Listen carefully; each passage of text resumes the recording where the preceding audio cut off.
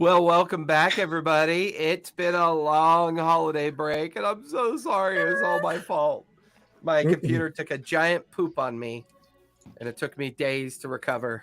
Well, actually, 4, maybe 5 hours, but the trauma was fully baked into my psyche. I was so mad at myself for that nonsense. And of course, it explained all the performance issues I was having the previous week. So the canary was in the coal mine, and I should have paid attention to that. And I didn't. But, happy wet Saturday if you're in California. We're going to have 4 days of rain. 4 days. Break out your boogie boards. Well, and on my way here, there was a little news blurb about how they'd opened the floodgates on a Santa Barbara lake for the first time in 10 years. Wow. In 10 years. They actually did it the last time we had a major storm system, which was exactly a decade ago, which I find rather interesting. Well, welcome back, everyone. Are we ready for some happy dark times? I'm not gonna lie. I mean, it was during the actual break. What made it frustrating for me last week is I spent a solid. The last of this campaign now is officially written. What? It's written with the choices that were made recovering this book. And the main path it appears that you guys are on. I've written 4 endings. There's now 4 endings. 4? There are 4. One of them, I guarantee it, is if we all die. Oh, of course, right? At least we know one ending. Well, reality, there's 3 endings you wrote. No, there's 4. When I write campaigns, I don't like to create tropey endings. I've never found it fun or interesting. So I've stopped writing endings when I write campaigns. What I do is I write the intro, the lore, the world that you're going to live in and interact with. And I write all the different sub-arcs and sub-quests that could end up being your choices. And then as you guys have made all these choices, I kind of timeline and connect the string on the crazy conspiracy board, right? Connect all your dots of your choices. And then that usually helps me wrap up the arc based on what I can kind of guess might happen. But you need to show us the board sometime. No, you don't want to see that. There's a lot of conspiracies about Fruit Loops, chocolate milk, and Ovaltine. So no, you don't want to look at that board. It's a nightmare. Fruit Loops and Ovaltine. Gross.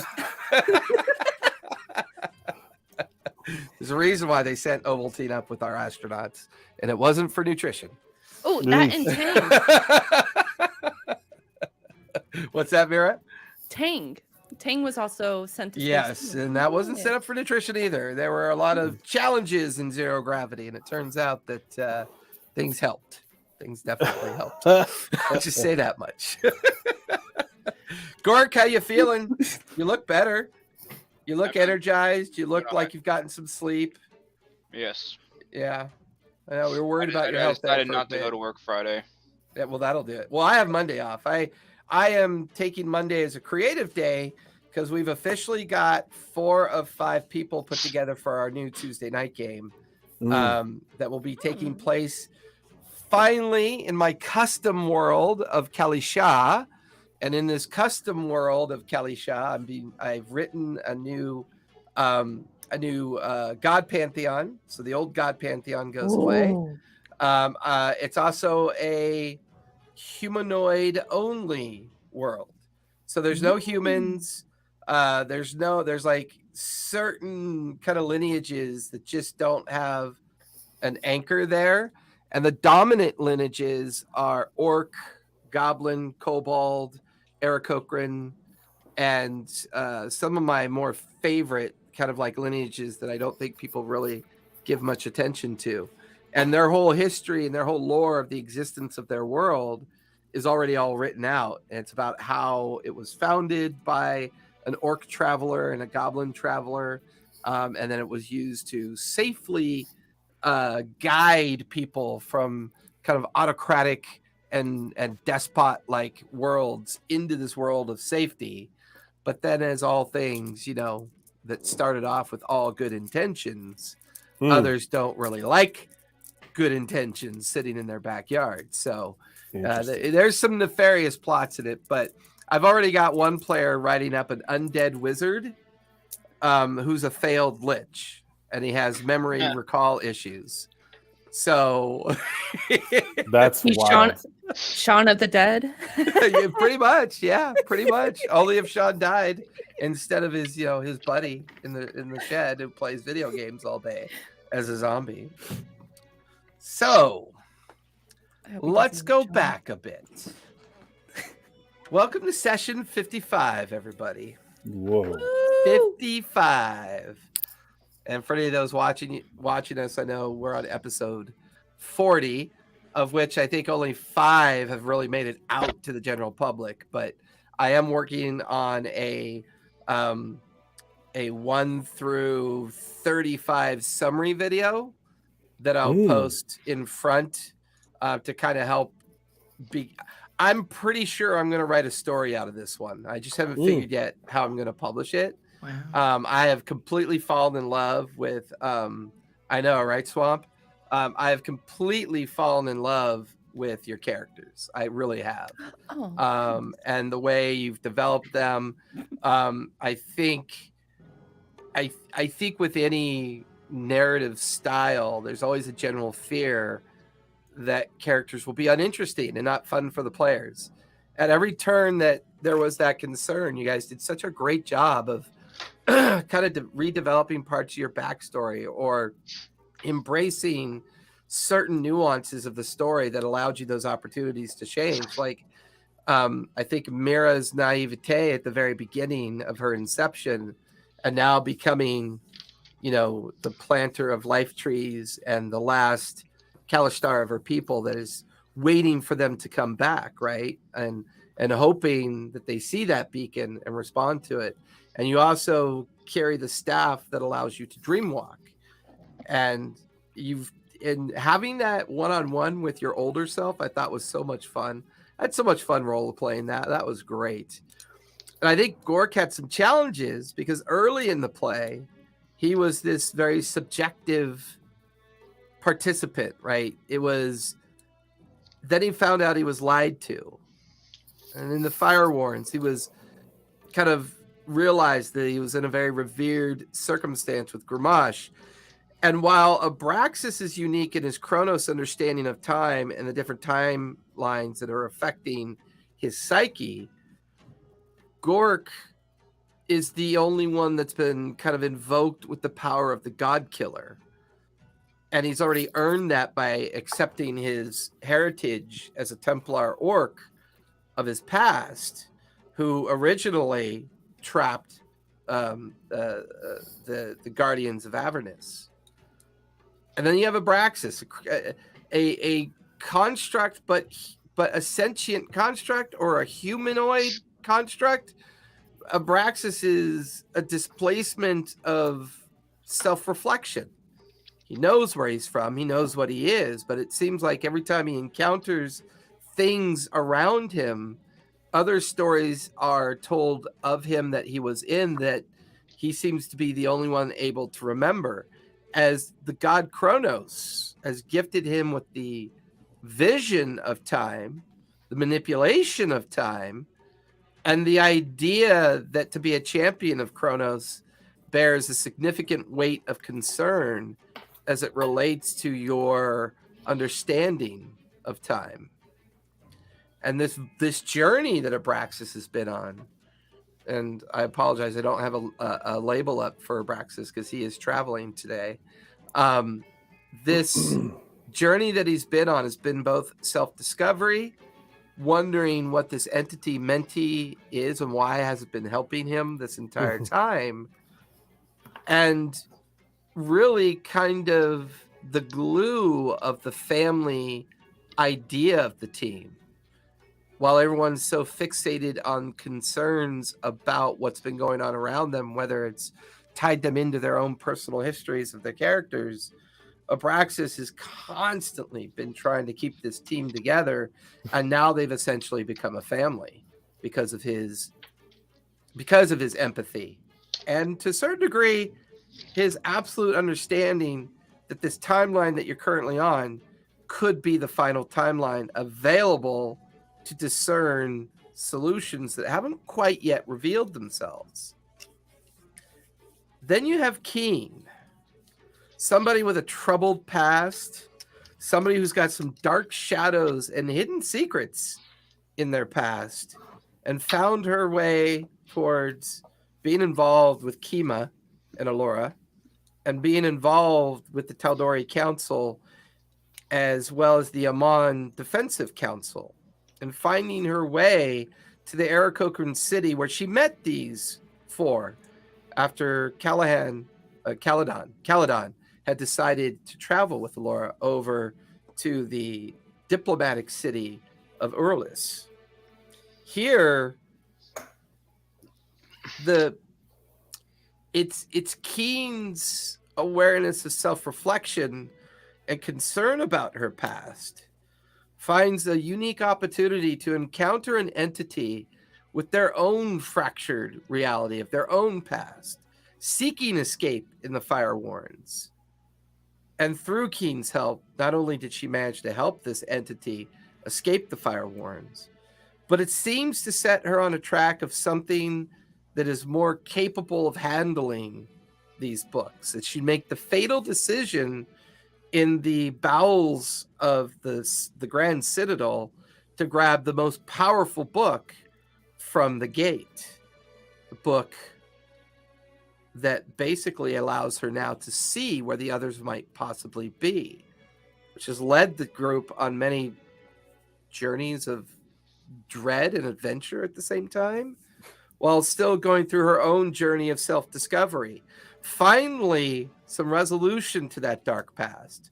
An opportunity to spend a winter season with the only surviving child of a previous target of hers, allowing her to reconcile these dark pasts and these dark shadows, seemingly freeing her from a possible psychic fracture that could have exposed her to the dangers of these 9 books, only making her strong and more resolute in how she works with her family that she's now with, Abraxas, Gork, and Mara. One by one, these 4 have found their histories, resolved most of them to a point. However, it was the journey home for Frigette that became one of the more dramatic journeys. As we find these books fewer in number, as the majority of them have now been accounted for, Keothi, still in her time loop or bubble, whatever you want to call it, having one of the books. Frigette, her obsession with these books, nearly almost killing herself twice in the process. One timeline remembered, another timeline not remembered. But for the most part, she's been the curator of these books, keeping them safely in the Timberwolf clan's box that was used to contain these keys, these great entities of Calamity.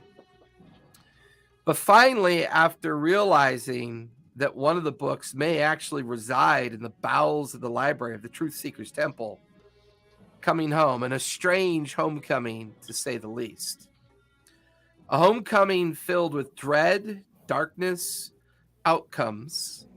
And along the way, a mysterious mage on the way was discovered at Rourke's Drift, Corwin, who's still with the 5 of you now. But this journey home was not the homecoming you were expecting. The local village where you suspect your family resided in wasn't the initial target, as you found the remains of an academy that's seen a great fight, a battle of some sort, that maybe was still in the process of being resolved, or potentially just recently resolved based on what the group had seen. But Corwin, sensing Gork's bloodlust and his ire for battle, joined Gork, breaking down the front of the facade, allowing entrance into the academy by everyone. It would seem that this team, this family, has now learned better to hit it head on than wait for the response. And that's exactly what they did. They took on the pit maw that guarded the entrance down into this creature's lair, this marionette, this entity that seemed to tap into the psyche of all the remaining population of the academy and forced the team into a fractured reality, a reality they thought was a genuine threat, until finally someone had destroyed one of the devices, removing at first one person, then two, then three. Then finally, with all the devices destroyed, the entity revealed and set asunder, the team finds themselves standing in the academy, in the main hall, almost completely intact as you remember it originally to be. No sign of battle, no sign of scar or destruction. Just about a dozen of the caretakers of the academy huddled in fear, in silence, but strewn all about the floor. Ash. 3-inch deep ash. And as all of you recover, open your eyes, there's Archimedes, the Grand Inquisitor, the Grand Caretaker of the Academy, holding on to the book and handing it to Frigette after he began weeping, groaning about his intent of trying to use the book to protect the Academy from this threat that they had discovered trying to attack. And it turned out, unfortunately for Archimedes, he had fallen into the trap of this creature, this archdemon that was sent to retrieve the book. As Frigette clings on to the book, looking about the familiar, darkened interior of the Academy, a familiar female gnome, older than she could remember, comes out of the small crowd of a dozen gnomes, all wearing scribe and acolyte attire of the Academy. Frigette, as you recognize your mother's voice. Frigette, is that you? Running over to you, grabbing you, giving you a hug, the wet tears falling from your mother's face onto your own.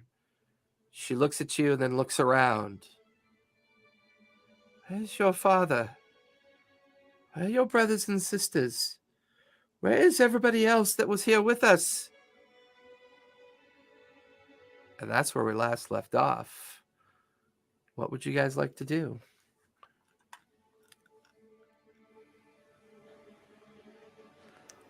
How would I know? We just got here. Why are you here? Why is he here? Archimedes brought us here when the village was under threat and these strange creatures were attacking and raiding us.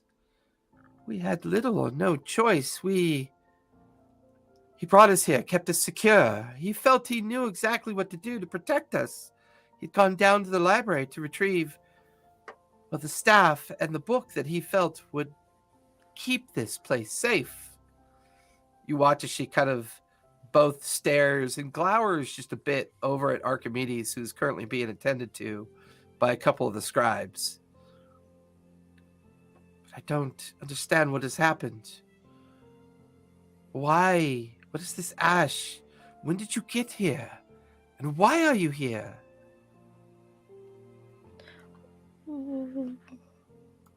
Well, we got here a day or two ago. We were just doing what's right. What had to be done.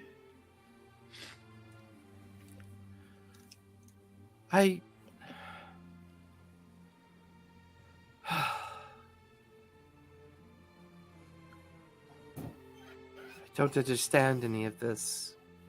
And you watch as she kind of just sits among the ash that kind of billows out, kind of like in a slight flurry as she just kind of sits on the ground looking at you, looking at the others, everyone in a kind of strange state of shock.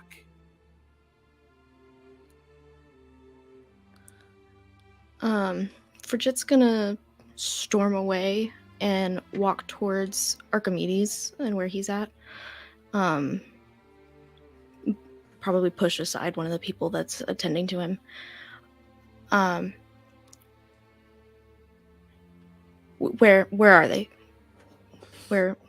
I would say, I would say, kind of as your mom sits on the ground and the dust of ash kind of billows up around her.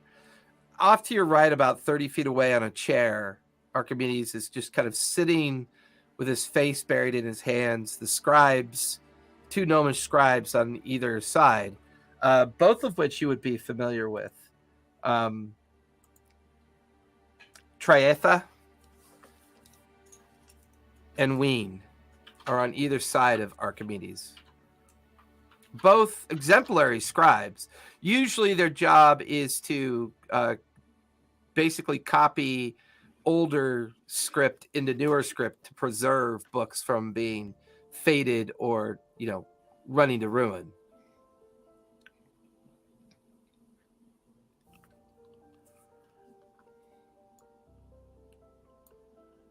So they're not that far from you. Yeah. So she's gonna storm up and just stop right in front of Archimedes in the chair, gaze down at him. Where is everyone else? What did you do? He raises his head from his hands. Tear streaked, eyes just blood red.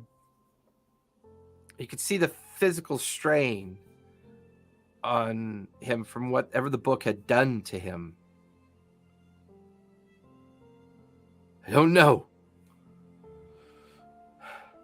The staff was supposed to help us, but it didn't. It didn't do what it was supposed to do. The book. I've been studying this book for almost a century. It should have protected us, and it didn't. Calm, Archimedes. Calm. You see Trietha kind of look down at him and over at you. She kind of wordlessly mouths the word careful slowly.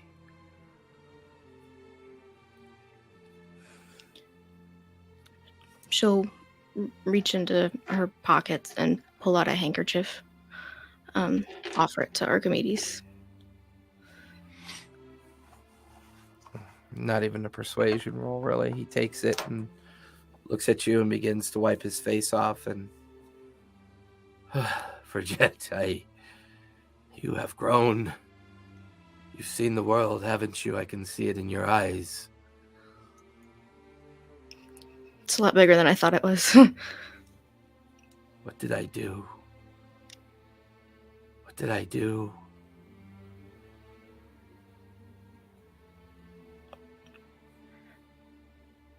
Well, I you did something, that's for sure.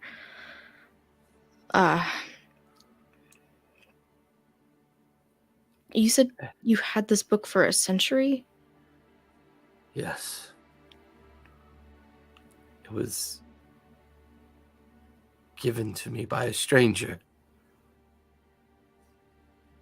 some 100 years ago. Told me that this would be the most important thing I could ever do to set those and those on a future of import. Her name was Keothi. She also returned the Truth Seeker staff for us. And she said someday someone would come for this book, seek the staff for guidance, and it should aid you in your preparation. I think I misunderstood her words. I think I used the book, and using the book caused this destruction. You watch as he scoops up a handful of ash. I think these are our people. I think whatever that creature had done and attached itself to our psyche, whatever you and your friends were doing, was playing out as a reality in this existence. Through cruel intent, I believe all of us have killed our friends and destroyed our family. I suspect the creature fed off this, grew strong with it. It wasn't until you and your friends figured out the destructions of the anchors, the stones, that kept all of our psyche locked into one another and into that plague lord's playground, that we were finally set free. At least those of us that hadn't succumbed to the fate that had come to the others. Can I try something? Yeah. I would like to stick my hand down to the ash and cast Revivify. Nothing happens. There's a cold sense of emptiness and a inability of the ash to give you anchor. Like, it's hard for the spell to know what to glob onto, like how to focus its effort. I'd like to go up to Fridgette's mother and just kind of kneel down to her and, assess that she's okay, but also, were they wearing anything? Any jewelry? Anything to identify them with?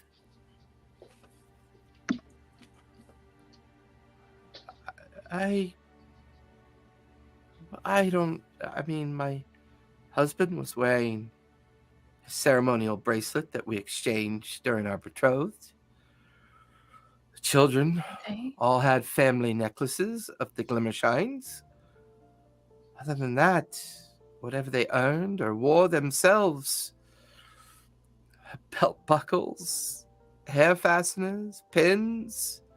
Okay. You're doing good.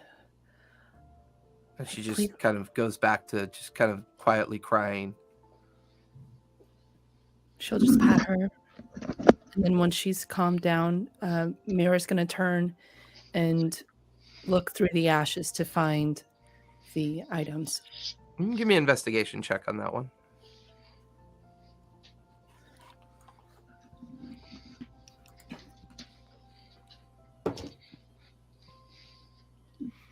It's a 12. It's a little strange. Kind of looking through everything. But there is no real sign of any surviving material. Like, it's just endless dust like ash. Just this has no real weight or density. It's just fine powdery grains of gray ash.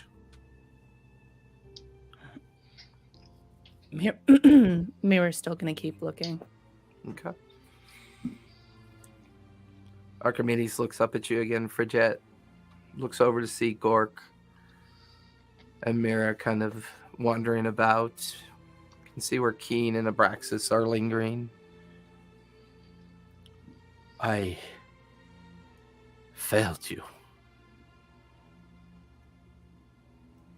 I should have done better to protect your family and to protect this academy, and I failed.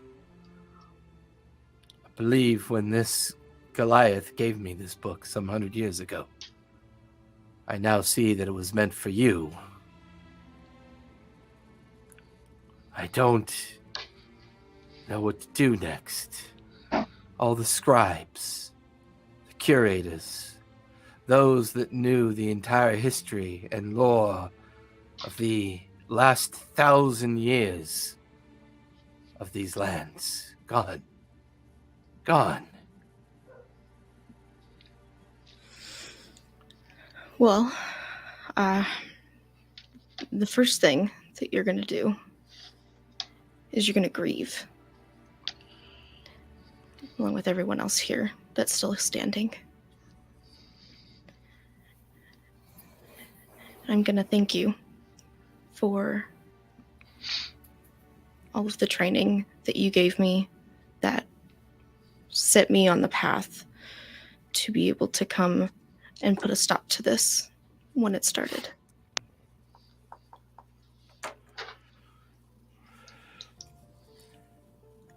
Kind of chokes back tears for a moment, looks at the others, looks at you.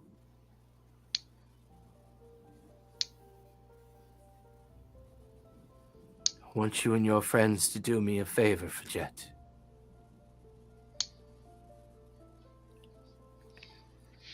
I want you and your friends to go down below into the academy libraries, down in the book vault,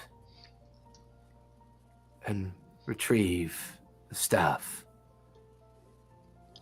the Truth Seeker staff. I think you're meant to have it.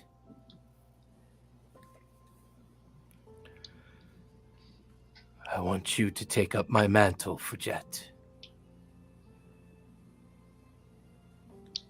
I cannot be counted on for a future that does not exist for me. This was my responsibility. My lapse in judgment. My ill-fated understanding of the trust that I was given. And I was so certain I was right, and everybody else was wrong.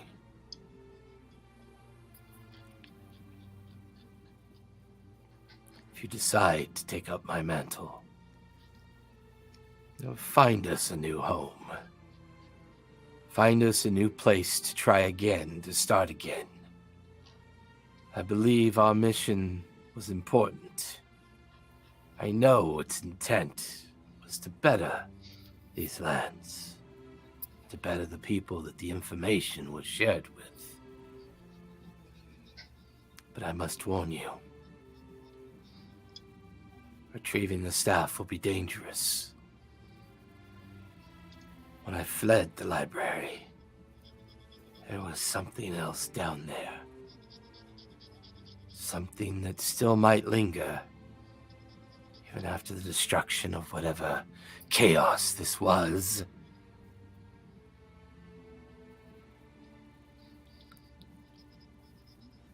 Will you do this for me, Fajette?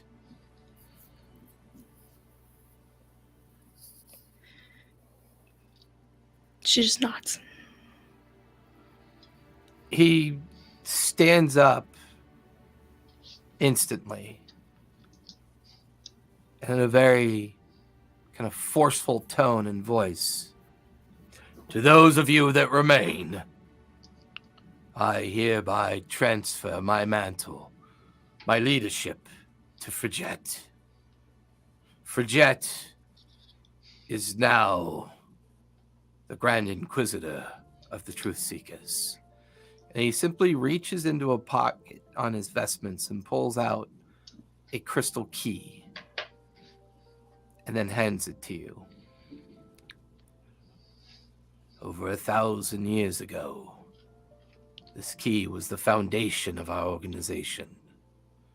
It is said somewhere out there lies the door that is meant to open it. Some have even said that the goddess, the Raven Queen, set this key down after her ascension for those to find. But we know that to be folly. She's much too young of a goddess to be involved. Some have said Ioun put in the very veil of magic into it to control the way magic is brought in and out of this world. Some of her deepest secrets can be found on the other side of the door that this key unlocks. I think I like that story the best. Matches our purpose.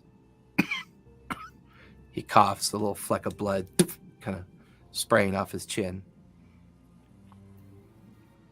I am tethered here no longer. Forget is your leader now. She will decide the fates of those that remain, and she will decide the fate of this library and its purpose. He just collapses into the chair, his head lolls to the side,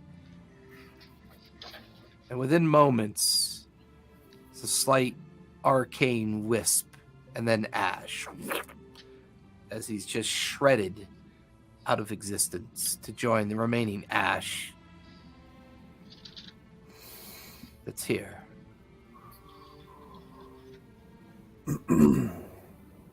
Abraxas, your passive is high enough that off to your left, there's a purple crackle of light. And then you could see the 5 of you fighting something. Off to your right, you watch as a crystal kind of like shard of fracture comes into existence. Gork is hovering over Forget's body, Mirror's body, Keen's body, while the 2 of you are taking up this stand against some unknown entity.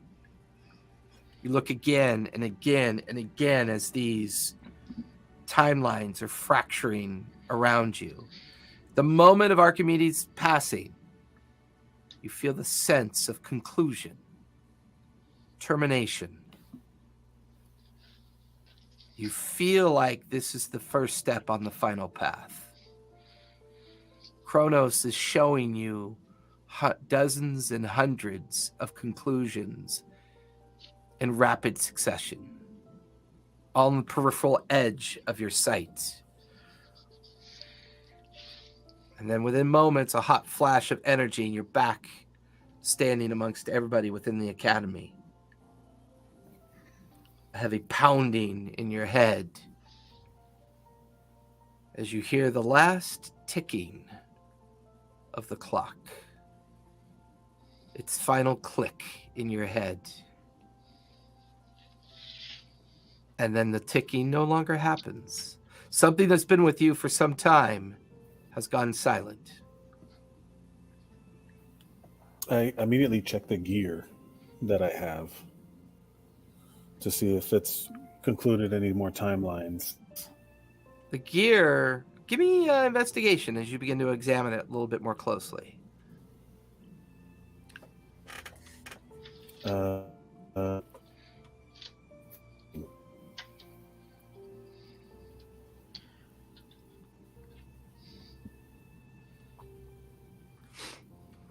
What'd you get? 17. Yeah, you lagged out. That's why we couldn't hear what you said. Oh, sorry. Yeah. No, it's fine. We got you, Yeah, bro. I'll do We this. got you. We've all been there. We've all been there. More notably, me last Saturday. Yeah. Sorry. I'm This trying to heavy make it episode work. was supposed to be last weekend, Yeah. and then we're going to have this really fun travel to wherever we decide to go next. But we're doing it today, folks. We're doing it today. So, feeling time skip around me. I rolled a 17. Yeah. So as you look at the gear emblazoned on your chest, you watch as it begins to liquefy in front of you and reshape itself. There is a visage on your chest now. It is, well, give me a history check. See if you can recognize this visage. A 12. Only a 12. 12. You're not entirely sure who they are. They've taken on the visage of a warforge. And the visage, like in kind of like chromatic relief underneath this visage, Mechanicus's champion, emblazoned in the reshaping of this gear. And for the first time, you feel clicks and integrations transform you. You feel the full force of Kronos kind of begin to pull all the parts and pieces together. Scales glimmer, gears shine.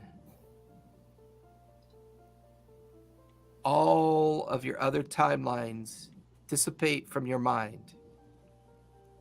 Gone. Echoes. Distortions.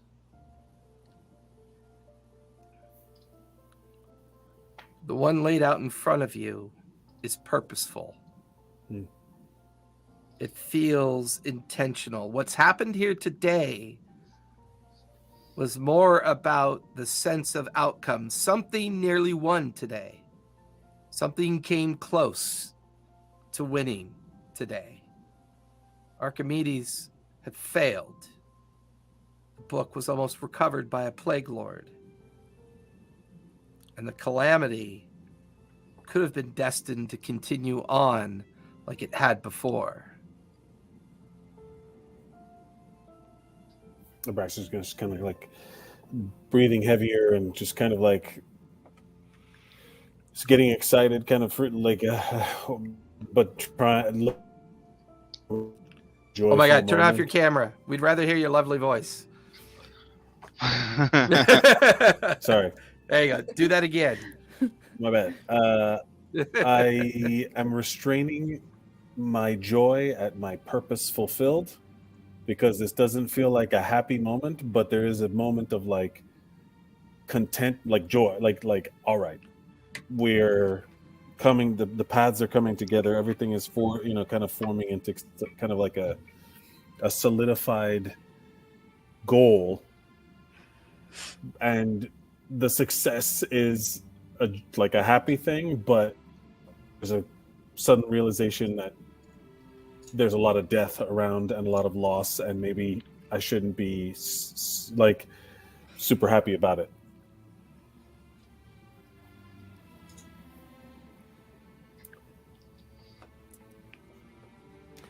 The remaining dozen kind of stand around you for Jet. The scribe, Trietha, looks at you. What would you have us do?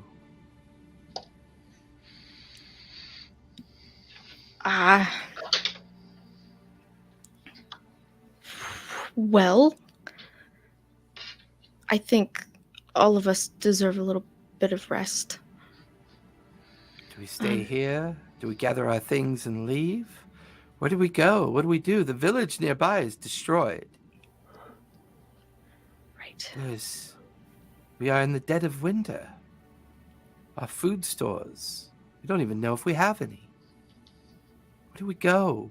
What do we do? And then there's like a general murmur of others beginning to form those same questions, those same inquiries. As the circle of the dozen get a little bit closer, you can sense their fear. It's almost liquid. It's almost like battery acid in your mouth. After everything you've seen, this is what they do?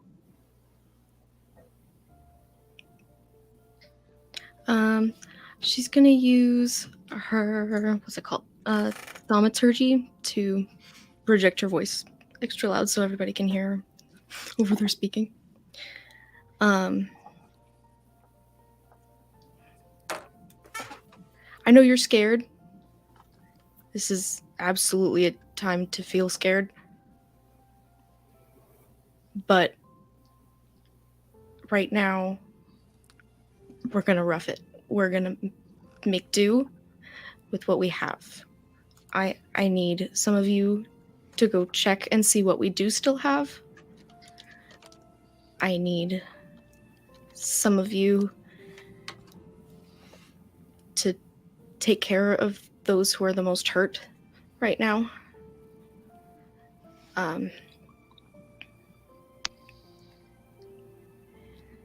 And I need some of you to start sweeping up all these ashes, because we are going to lay every last person who was here to rest. Give me persuasion with advantage, since you did use the thaumaturgy.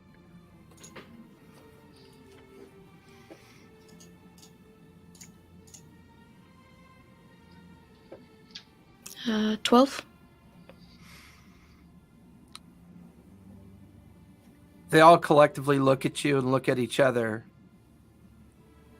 Triatha looks around. You heard her. Gather our things. Prepare the wagons. Locate horses. The rest of you, go down. Gather up the empty urns down below that we use for ceremony. Gather what you can and where you can. She bears the mantle. Archimedes has seen fit that our guidance be true. And it is. And in unison, like, there's only a dozen left. I'll kind of do the kind of truth seeker half partial bow. And you hear them utter what they used to utter to Archimedes, which you've been uttering to Archimedes for years.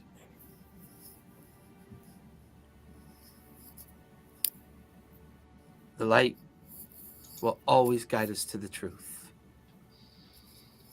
And then they just kind of go off into different directions and do different, like, preparations, leaving the five of you and Corwin alone. Meanwhile, Corwin has been busy off to the side creating a teleportation circle for the last hour. He is heavily wounded, exhausted. Well, my time's almost up. But there's one last thing I can do. The only thing I can do for all of you. And he hands a gemstone to you for Jet. He's quite tall and has to hunch over a little bit, like very kind of lurch style, to kind of like hand it to you. Crush this gem and send them where they'll be safe. I fear your journey's just getting started. But it's time for me to go back. I think I filled my purpose. I hope I helped. I hope this all will find meaning somewhere at the end of whatever road it's set you on.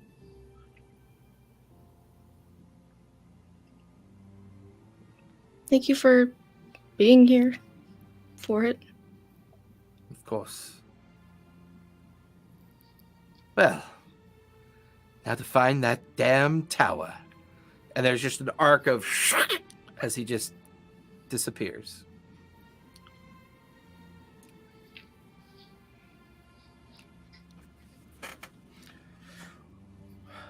Late at night.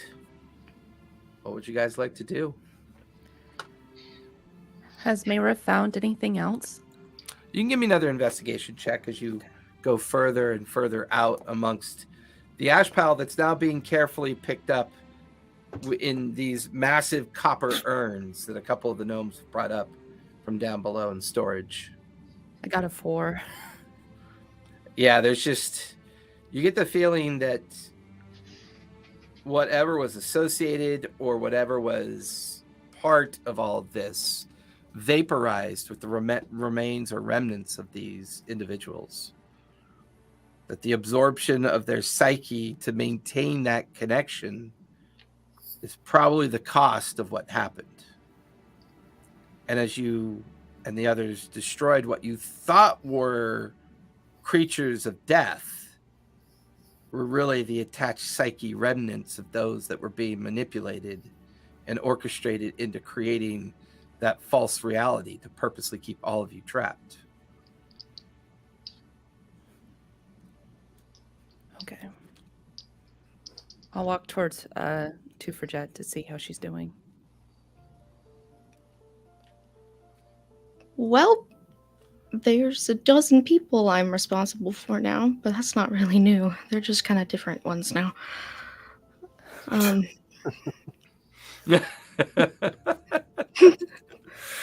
They're just not the written word on paper. Yeah. Their names are just a little different. How are Yeah. you faring? Well, I'm gonna be honest. Probably shock would be a word to describe it. I don't know what to do. I don't know how to. I don't know how to lead these people. I'm not a leader. You are now. I think you're quite capable, Forget. And you're not alone. Thank you, guys. This has been a really long journey for all of us, and it has gotten harder and harder, and it is not over.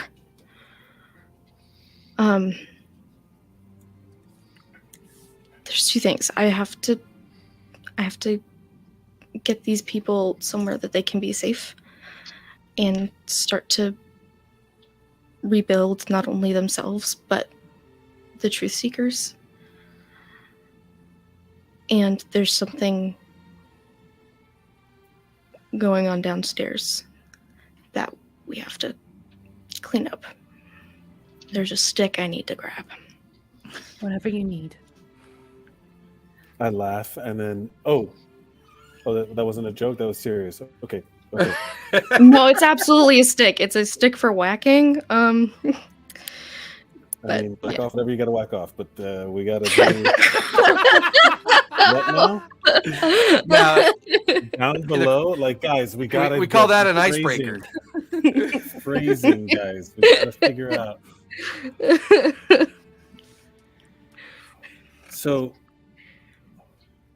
something's changed, and something is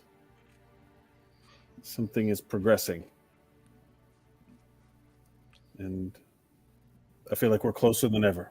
So we can't stop now. Let's do what we got to do. We have the book.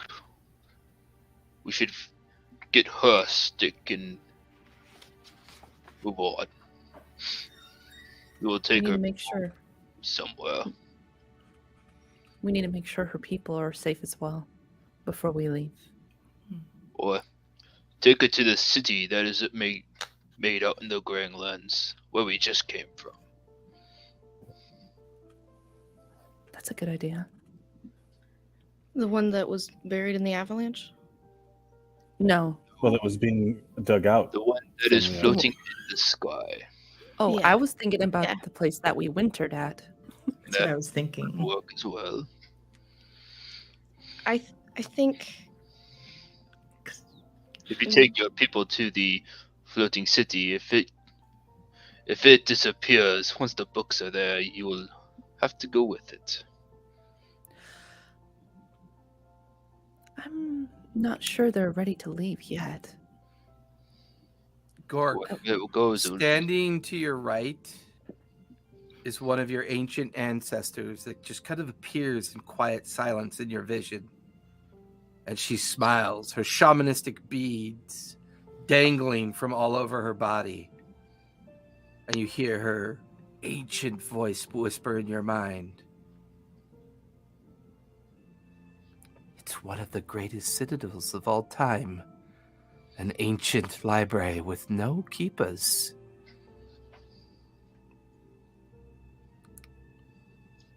And then you watch as another ancient Templar fighter appears off to your left. Perhaps the answer lies with those who take up the mantle of responsibility. God killer.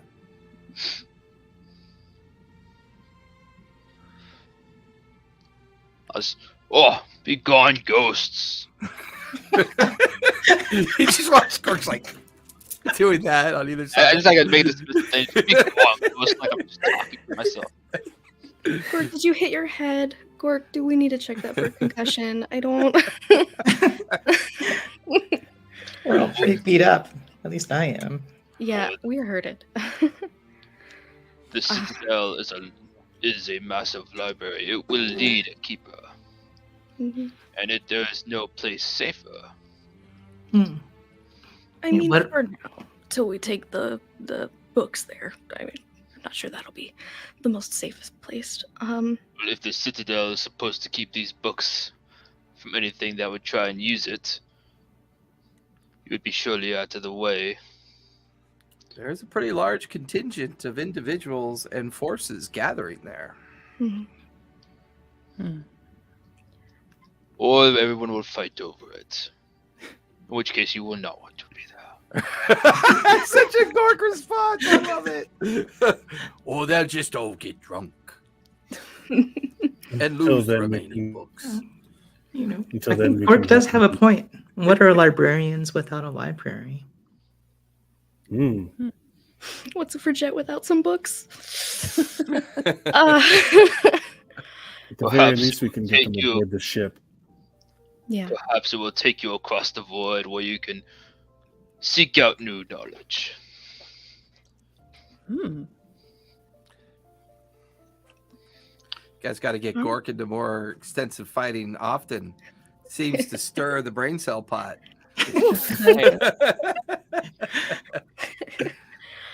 All Because right. you guys realize that Gork's next character is definitely going to be like a snooty, snobby, know-it-all wizard for sure. Hey, no, that's the other game, all right? y'all are gonna get stuck with a senile dwarf. You're gonna be flipped. Yes. You're We're gonna all be flipped. go. That You're dwarf gonna is either A, gonna metagame the fuck out of you if you roll like a 20, or he's gonna roll a 1 and accidentally get you all killed. Because he drives like a I sled don't off. know why you keep looking at me when I keep doing stupid shite like this.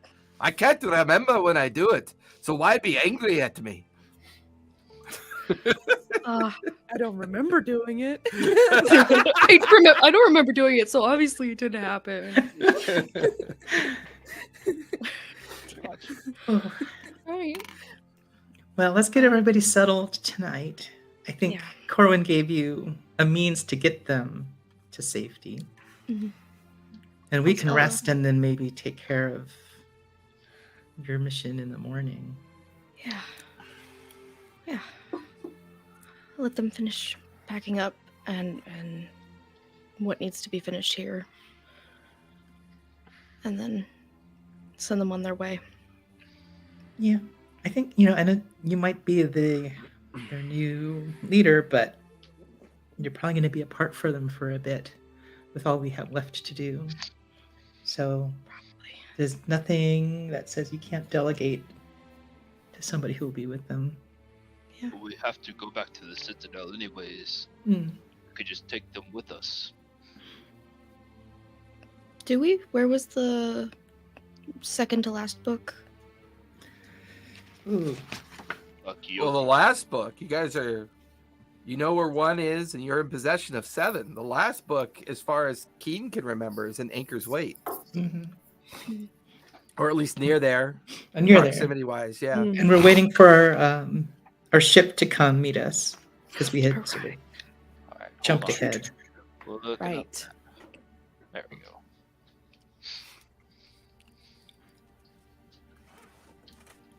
Yeah, so I think, well, maybe we can teleport your people to the Citadel Yeah. and then take care of retrieving your staff. Yeah, I don't want them to have to be here for that. It sounds dangerous.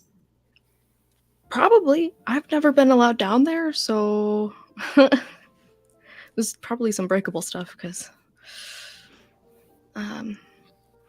Yeah, and then in the meantime, maybe Menti and the ship will catch up, and then we can, if everything works out. You said that there was something down when everything When everything works out, we can go to Positivity. there. You said there was something down there we need to take care of. Hmm. What are you talking about? Something we need to kill. Probably. So Wait, what's Which was- down there? Is this a usual thing or is this a new thing? I'm gonna be honest, all of down there is a new thing for me. It was kind of behind a door I was not allowed to touch. Where is this door? I'm not telling you, you need to rest. Oh, I'm You get a D6 for that one, Forget. That was awesome. That was great. You know what's killing me is that right before we ended the fight last time, I burned my boon of the Everlight. Yeah. So you get the Yeah. effect, and now I'm like, oh, we're resting now? Oh, okay, I guess. Oh, are you at like full strength? 'Cause Yeah. I'm max power. I Yeah. am Power, you're full gonna be our watch then, Max because Power. Spy that catches other spies. Power. I am fully rested and ready to rock. But How often do we get the boon? I can't remember. just One once. time. It's only once. once. Just once. One time. Okay. Yeah. I'm Yeah. saving. But it I'm did saving let it. me do something. I can't remember what it did, but it did let me do Oh, something. you were tapped. You were an empty battery. Yeah. Oh yeah, I was magically tapped. You started pulling out daggers, and it was like, well, Yeah. gotta get him out of here. Little dagger. Oh, Bryce is just looking at his claws like these will do something. I am stressing out. I Somewhere ran the- out of actual magic, and my tactic was like the same with a bear. Just stand there, look large. That's Somewhere the time God wept. yeah.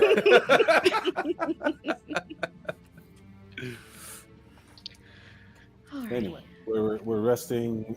We're getting the people on the ship to Keothi with Menti. We don't have a Uh, chip teleported here. so do I we? hear- Teleportation yeah. circle. Yeah, it's a good day and a half out from last you could recall. Corwin had created a mass teleportation circle. I would say, Mira, give me an Arcana check as you kind of examine the circle. Ooh, nat 20. Nice. Ooh. It's capable of teleporting up to 30 people in a single Ooh, mass 30. teleportation. Wow. Very, very complicated and difficult spell. And we would have knowledge of Of where it goes. where it goes, or is it something that we can reset the glyphs? So the way he designed it, he handed the crystal to Forget, Hmm. and he put the invocation of it in the crystal. All you have to do is tell the crystal where you want people to go. You crush the crystal, and it'll invoke the teleportation circle to open a gate to that point. Okay. And we know of the place up on the floating city, if that's where we want to send them. That's where I think they should go. You're the boss. Says the college grad. I'm the boss. I'm the boss. Well, Just boy. the polite, like a knowing, like smile, like you're not. It wasn't a question. It's you're the boss. Oh, that'll take some getting used to. What's your title now? Grand Inquisitor. Ooh. That sounds pretty cool, huh? I'm gonna be honest, I never considered it. I thought Archimedes was gonna be around for a lot longer than that. So this was not on the agenda for me before that. Well. Whew. Where'd my mom go? She's just lingering. She's now moved over to a like a overstuffed chair that she's just kind of collapsed into, resting. She's kind of curled up underneath like a throw, and she's actually fallen asleep because it is pretty late. Yeah. Let's everybody rest and Mhm. bamf them off in the morning. Can Are you we start- going with them? No, we gotta go take care of downstairs. Oh, right. Yes. And I don't want them here for that. So Yeah. teleport them away, and then we can find ourselves a mentee. Find ourselves a mentee. Brexis, can you still do the fire makey magic thing that you used to do? Like Poof, a there's campfire? Yeah, the campfires. In a different way, but yeah, sure. Okay. I don't want my mom to get cold. Oh, okay. No worries. And I'll set up a little bonfire and like firebolt some sparks into my fingers and just kind of form a little. I mean, the nice chamber little has fire. actually 3 great fireplaces. I Little full sitting- then I Oh, full yeah. on finger guns, fire bolts at the different fireplaces. If it's all the fireplaces light up. The coal and wood kind of commingled at the base of them, kind of coming into existence, bringing refreshing light to the room. And it's intact, no damage from what it looks as. I mean, there's no hole in the floor, there's no maw creature, there's nothing. That was It's all just- happening pan-dimensionally. It's just how you remember it always used to be for Jet. You could see the empty chairs where the different scribes would sit and make copies of the different historical books and records. The scroll makers.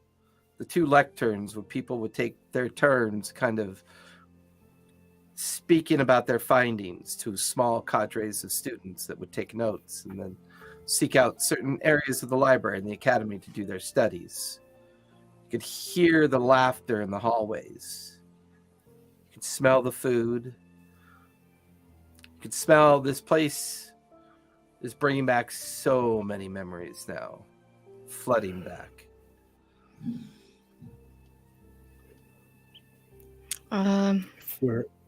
If we're not burning, if we're not burning, if we're gonna rest, then I would go around and bolster everybody with casting aid on them and extending it, and just kind of like literally like not healing everybody, but like healing and making sure that everybody sleeps better and is more comfortable and is like getting their full benefit of their rest and at ease with aid, if that's possible. I like that. Yeah. I'm gonna go and tell my people the plan. Be like, okay, so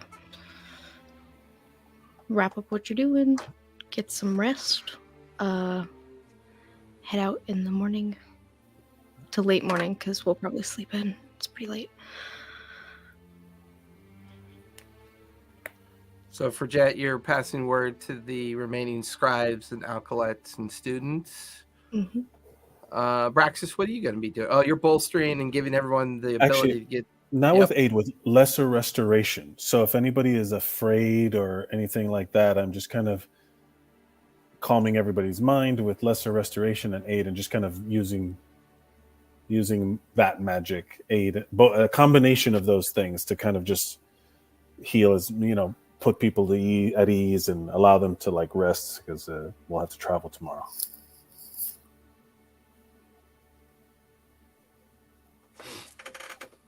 Mara, anything you want to do?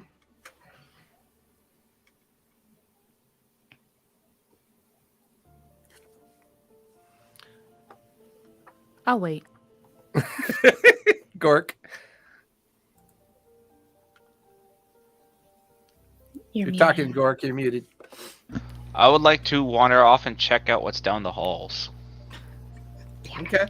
Give me investigation as you do that. I need to get my dice. How big is the room, and is the monster still there? No, monster's not there. Never was there. Oh. The room is massive.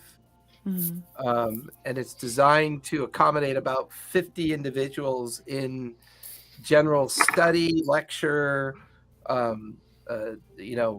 copying books, making parchments, maps, scrolls. So it's a very well developed kind of like place to do activities like that as well. Lots of furniture, tables, chairs, unlit candles, although the entire space is pretty heavily lit now that all of the fireplaces have been lit to provide both light and warmth. What'd you get, Gork? Oh, well, I rolled a 17, but because my intelligence is a 7, it's 15. That's right. That was a bad mojo.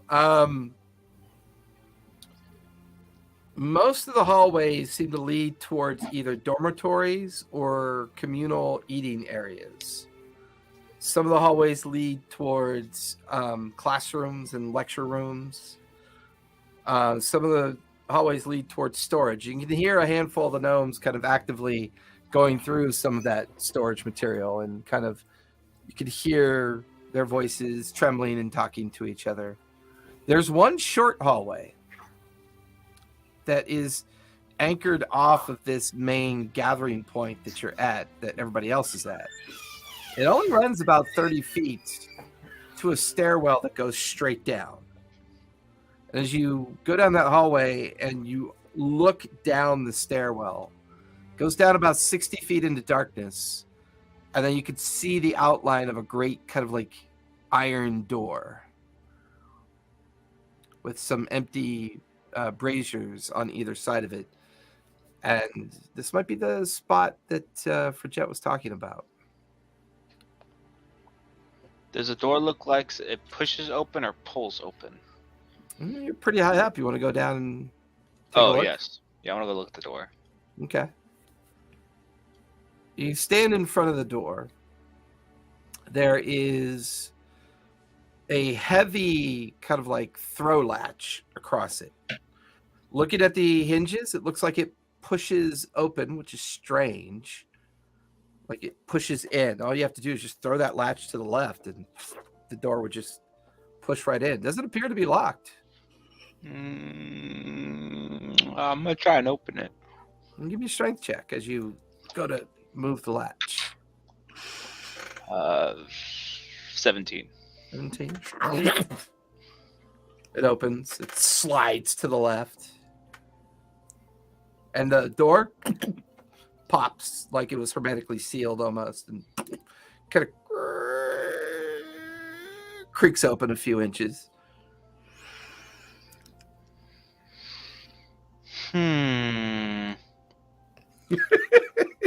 There's such a Gorky moment. I look over if one's following me. I sense he's doing this. I mean, I feel like, so Frigette, what's your passive perception? Oh boy.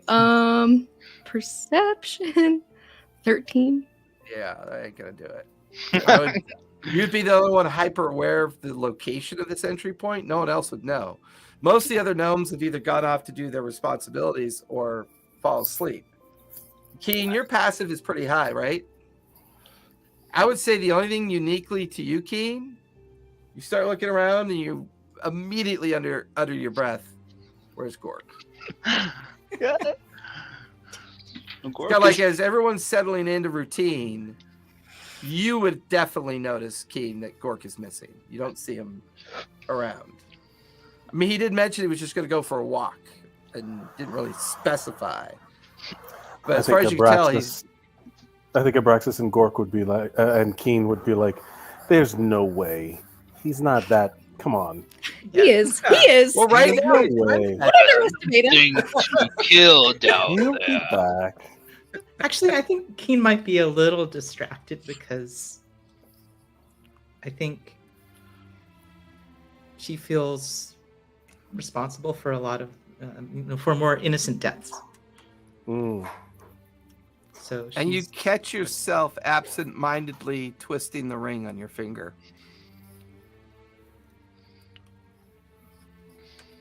Mhm. So I'd say that's your distraction. Okay. You're in pretty deep thought right now. I would like to sneaky on in. Give me a stealth check as you push the door open slightly and step into the darkened chamber. Stealth. That is a 12. No, 11. My bad. That is I can't very, count. That was the wrong direction. that was very Gorky. So, Keen, is there anything you're doing with your downtime at this point? Frigette seems distracted. Abraxas is kind of helping people that need it. Mara seems lost in thought. No sign of Gork anywhere, and you're just kind of there. I think so. I guess I'm not sure as a player, like how powerful is Wish? Because I've read the rules and it seems like yes, it's very powerful, but it's not like it can do anything. It's got a fairly specific list of things it can do in the rules. I mean, but it's like, do I have a sense maybe if I could bring some of these people back? It's a classic Never done. monkey's paw scenario. Yeah, I was gonna Yeah. like, oh, they're gonna come back as undead or something. It's like, oh, no. give me an insight check as you're kind of contemplating all these thoughts in your mind, Okay. and see if some of the puzzles of the pieces of the puzzle fall into place. Only a 10. The only thing that it feels like it is a possibility without knowing the probability. But at the same rate, Braxis's words weigh deeply on you. He described a sense of conclusion. Does this risk putting that in jeopardy? Is this supposed to happen? But is undoing it supposed to happen? Is undoing it putting everything at risk?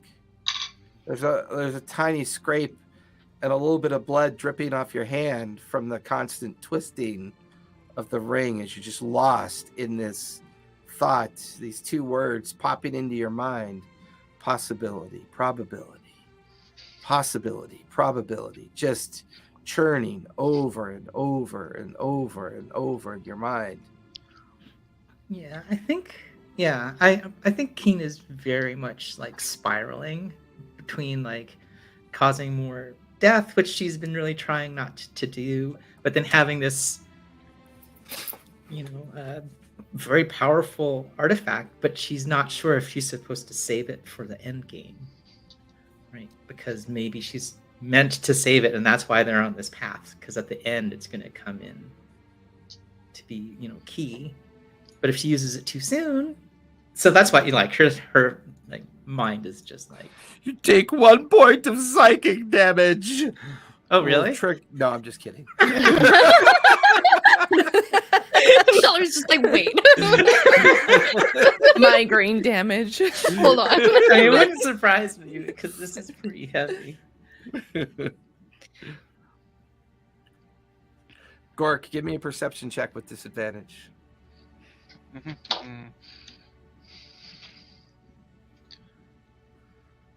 Can I? No. Never mind. All right. Perception.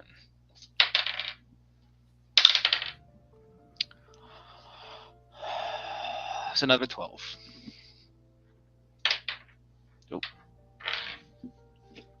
I do have You're dark a- vision for 60 feet though, Yeah. and blind sight within 10.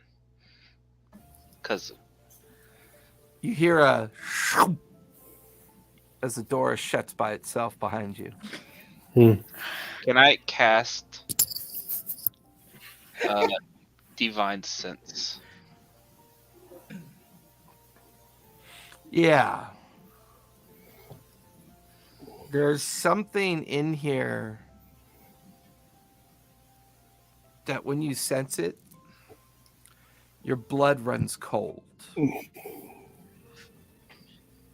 You almost scream out in terror in your own mind Oh, you know what did it say? when you sense it. You feel your reality almost instantaneously shatter, but you have been through things worse than this, and you pull yourself together, and all you can hear in the darkness is your own breathing.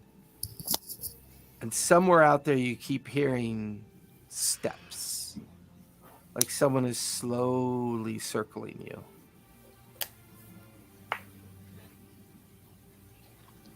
But I don't see anything within 60 feet.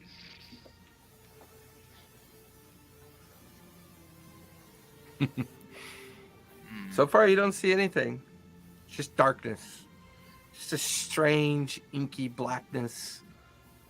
And then just that annoying sound of feet on stone, stepping, flapping. Occasionally you can hear a nail against stone. Just that chalkboard sound. Nope. No good.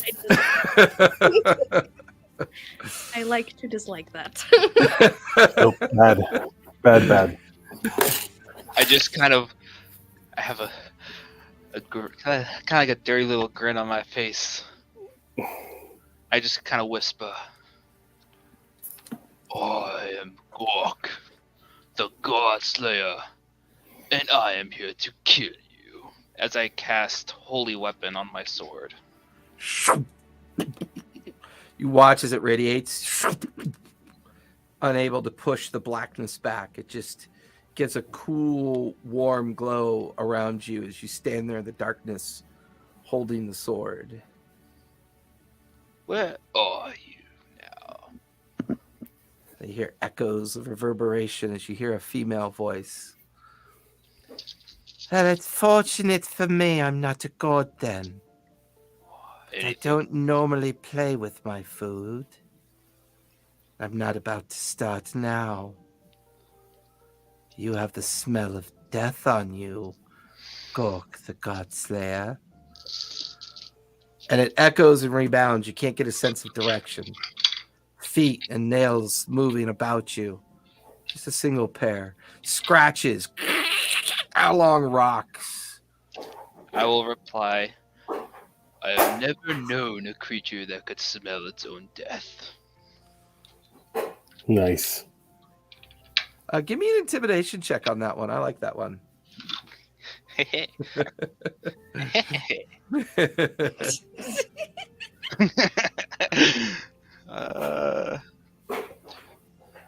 Temptation. Oh, not after that. Oh, I'm so close to a nat 20. That is a 28.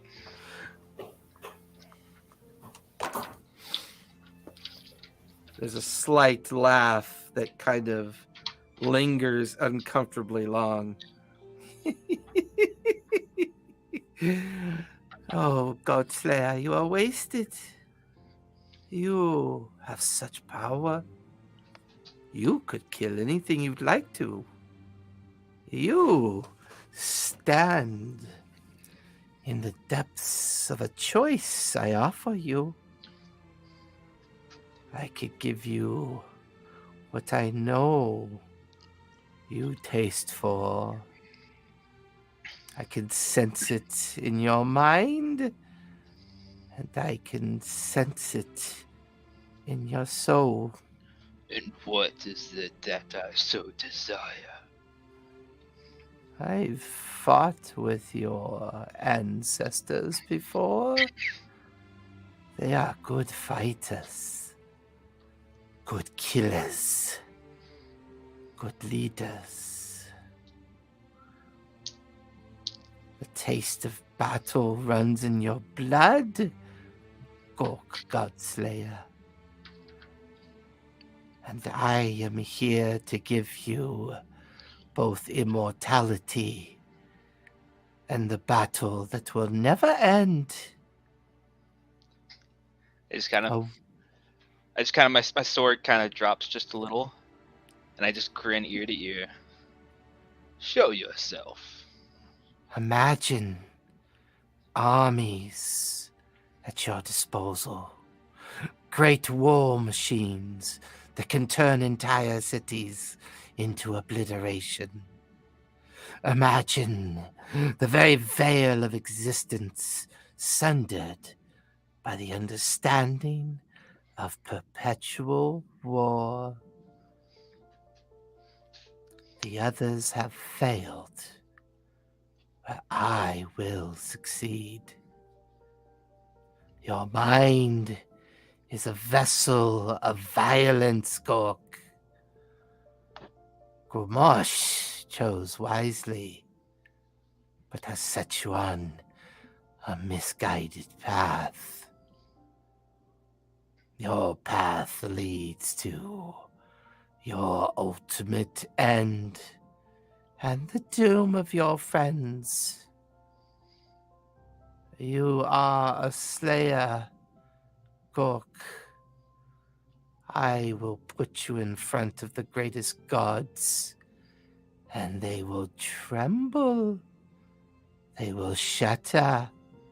They will see your blade raised against their necks, and they will know their end. And the Great War will go on forever, Gork. A bloodlust that will make worlds, make conquerors, and create devoted followers unlike you've never had before.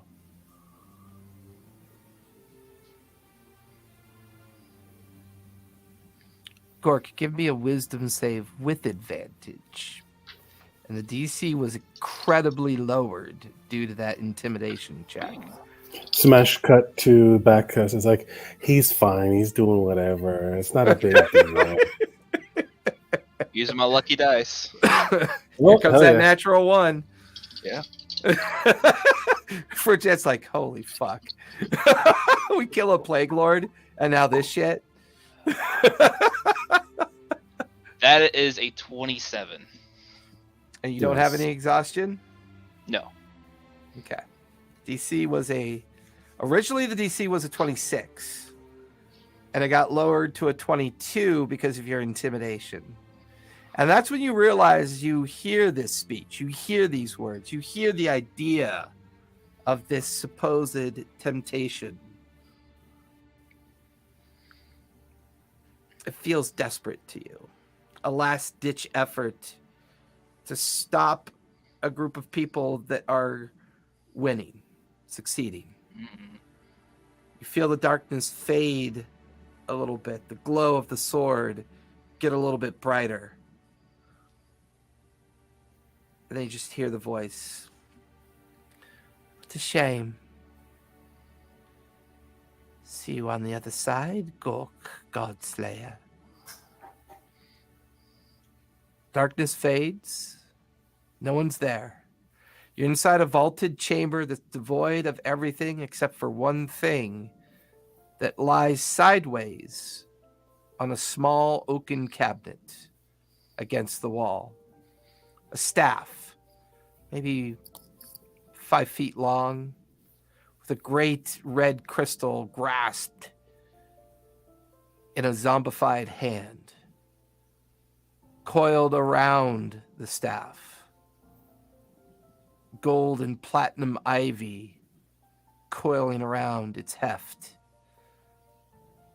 and a slight kind of bluish white arcane energy pulsing up and down it. Nothing else is in here. No books, no nothing. But to the right of the staff is an empty podium that maybe held a book on top of it. Perhaps that's what Fridget has now back upstairs. And perhaps what you're staring at is the staff that she's supposed to retrieve. I would like to leave. Quietly. Slowly stepping backwards, you open the door behind you, which was only about 20 feet behind you. As I open this door, I'm just kind of look back. I'm just gonna murmur to myself, "You are wrong about what I want, little woman. I will find you." As I kind of close the door, relatch it, I'll go back upstairs. See, he's right here. He's fine. Nothing happened. I will find a comfortable piece of stone to sleep on, I guess, now. I mean, there's oversized chairs, there's empty Okay, dormitories. I mean, it's still a fully functioning academy. It didn't actually suffer I any am of the going to damage. find the biggest, cushiest couch to lay on in ruin. That's fair. Especially the moment you pass out, you realize, oh, I got to go pee. Oh, fuck it. No, no, Alright. not what You I would was have to sleep in your bolted flesh armor, anyways. It's not like you have an option I anymore. got a snatch hatch, okay? That's great.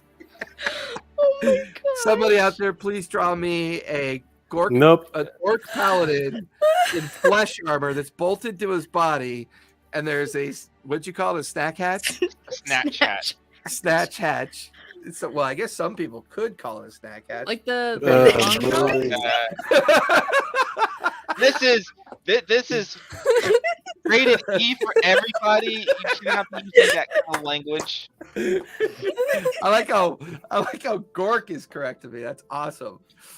So Gork is now asleep. For Jet, Rated- we'll say rated you're C asleep for as well, children. maybe over by your mother, because I know you kind of already described what you were getting ready to do. I think that leaves Mira, Abraxas, and Keen if there's anything you want to do last minute before we take the long rest. It's sleepy time. Are we doing staying up still? Because there's something Are we downstairs. taking watches? Yes, that. It's up to you guys. I mean, by far, the Braxis is the best one fit for the watch. He's already had the effects of a long rest from his special boon. I used my And- boon too. And normally you only need 4 hours, right, Braxis? No. I need the regular, but I did just burn a bunch of my stuff healing. I knowing we would That's long true. rest, but I can take a watch. We can take watches. So So we'll I say would- Gork's already out cold. We'll say Fredget's settled in. So that leaves Mara, Braxis, and Keen to kind of maybe decide. I mean, it's about 8 hours till light at this point because it is winter. It takes a while for the sun to break through and reach up in these dark, frigid lands. I can take a watch too, because I think I'm still going to be thinking about stuff. I think I will be, when everybody is sort of awake again, I'll be paying a lot of attention to, the survivors and Fridget, especially about how they're reacting to the loss of so many of their friends and family. And if it's overwhelming, then I probably will feel compelled to use the wish ring. Ooh, interesting. Interesting. Okay. So who's taking That's first watch? seeing the effect Yeah. on everybody else. Yeah. We'll see how that goes. Mary, is there anything we want to do before we sort out the watches?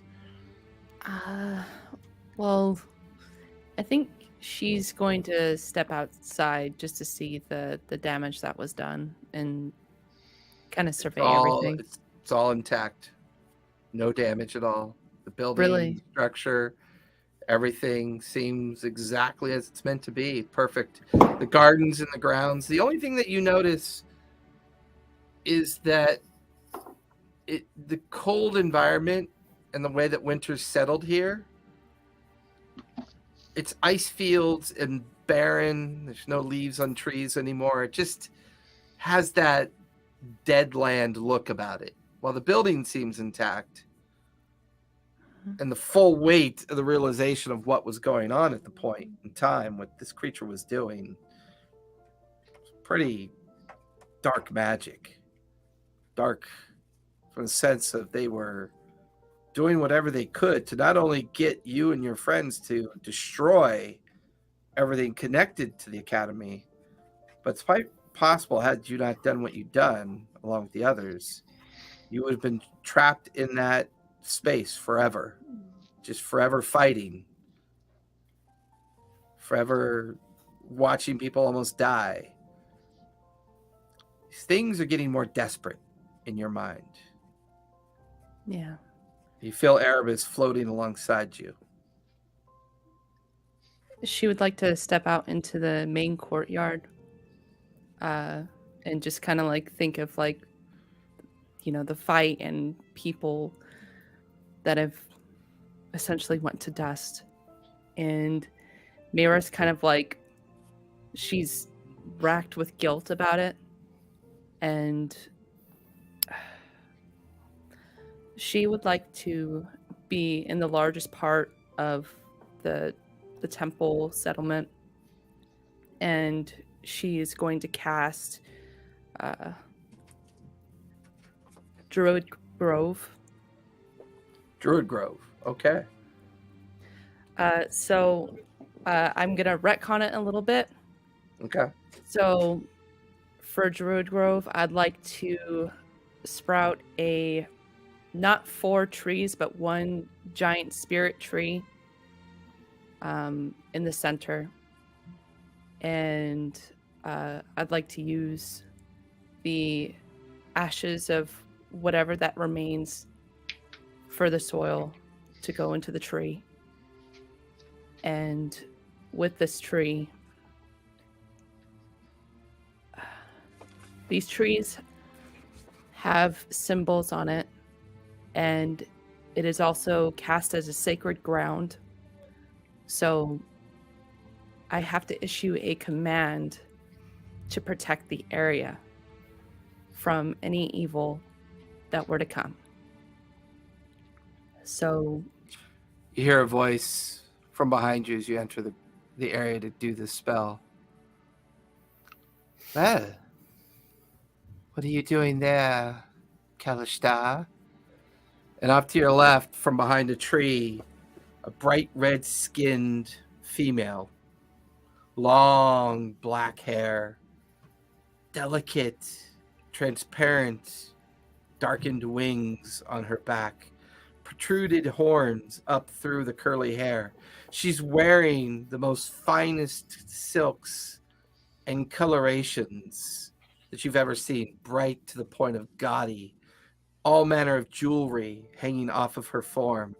She's quite tall, stands about 8 feet as she begins to slowly circle you. What do you think that is supposed to do? Do you think that's going to stop me from what I'm here for? I smell your failure. I smell all their failure. I could reach down your throat and pull your soul from you now if I wanted to, Kalishtar. Yours are the favorite to feed on. All those lies, all those false stories that your people have been telling you for so long. She just kind of doughy-eyed looks at you, serpentine tongue flicking between teeth, as this succubus just continues to circle and mock what you're doing. I don't recall welcoming your presence, Nameless One. And she's still gonna cast Druid Grove and focus on that. What's the cast time? 10 minutes. Oh, this is going to be a fun 10 minutes, everyone.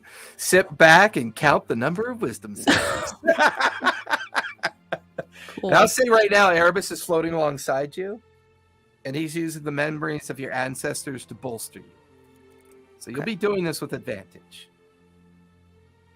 As you begin the process of the incantation, reaching back into the memories of your people, and you're beginning to form this grove, and you could feel, you wouldn't even call it evil. There's no such word for this. It is a malice, a void of existence. This empty, cold, and hot circling you. Pure animus, pure hate, pure, almost like a inquisitiveness about it, about what you're doing, and why do you care? Her voice drones on as you cast and invoke. You bring the symbols into existence. You plant the ash. You begin to place your hands into the ground and bring this holy, sacred place into existence. Protect my family, protect my friends, screaming in your mind. Your presence will no longer darken these footsteps. I cast know you what's out. more silly. The fact that you think hope matters, or that you think hope exists? Do you think my father would send me to this awful place of existence with the intent of failure? Your weakest link lies inside those halls. Even now, she doesn't understand that my father has already embraced her, already have her sent. Asmodeus doesn't care for failure. Even now, he slowly consumes her soul and will steal all the gifts that she's been given. And you think casting this is going to make a difference? I am the decision maker. I am the one that decides when Keothi comes and goes. I am the one that sent the darkness to your people. I am the one that determines all things. They are on the ends of strings of my fingers, and they dance, their souls dance, to my tune, not yours. She continues to circle. You watch as her long nails claw at a tree nearby. You can feel the tree scream in your psyche with a tense pain. Go ahead and give me a wisdom save with advantage, because Erebus is bolster. Oh, I don't like her.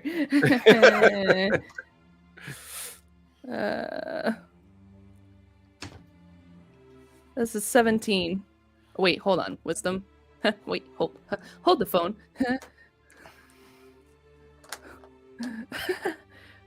Whoa, wait. You said wisdom saving throw? Yes. Oh, that's a 28.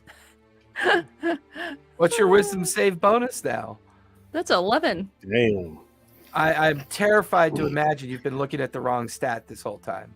I'm wise as AF. Feng shui of the trees. Wait, no. Feng shui. No, never mind. I love that. I'd also like to point out that you said you're wise as AF, which is wise as fuck. You know what? You do realize. You realize Barry doesn't have a lot of practice with such words, so we got to give it a little bit of time. ATM machine.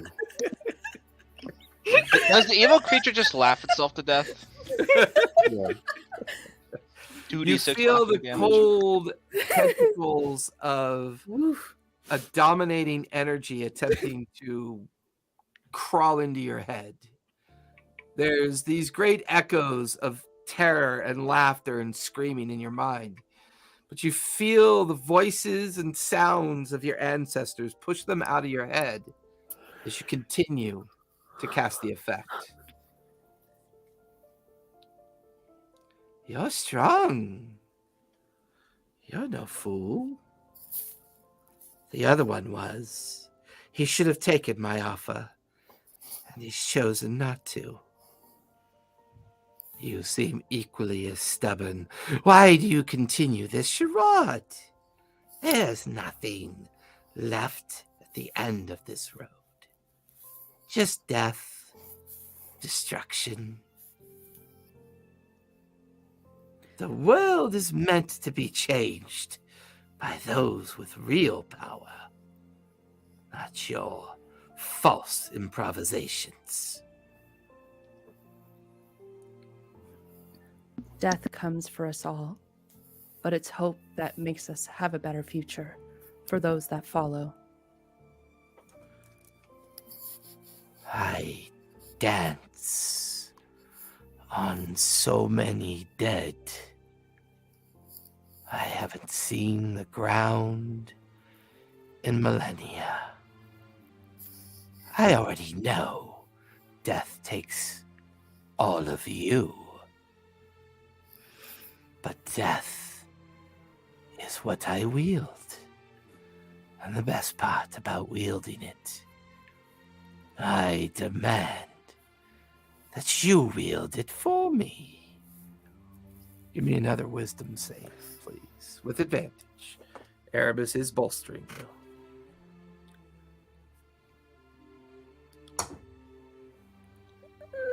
That's it. 21.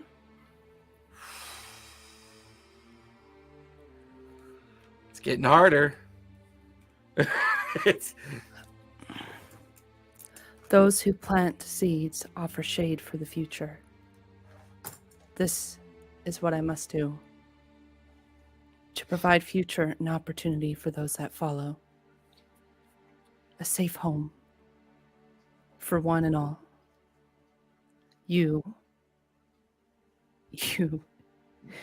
speak of death and fear.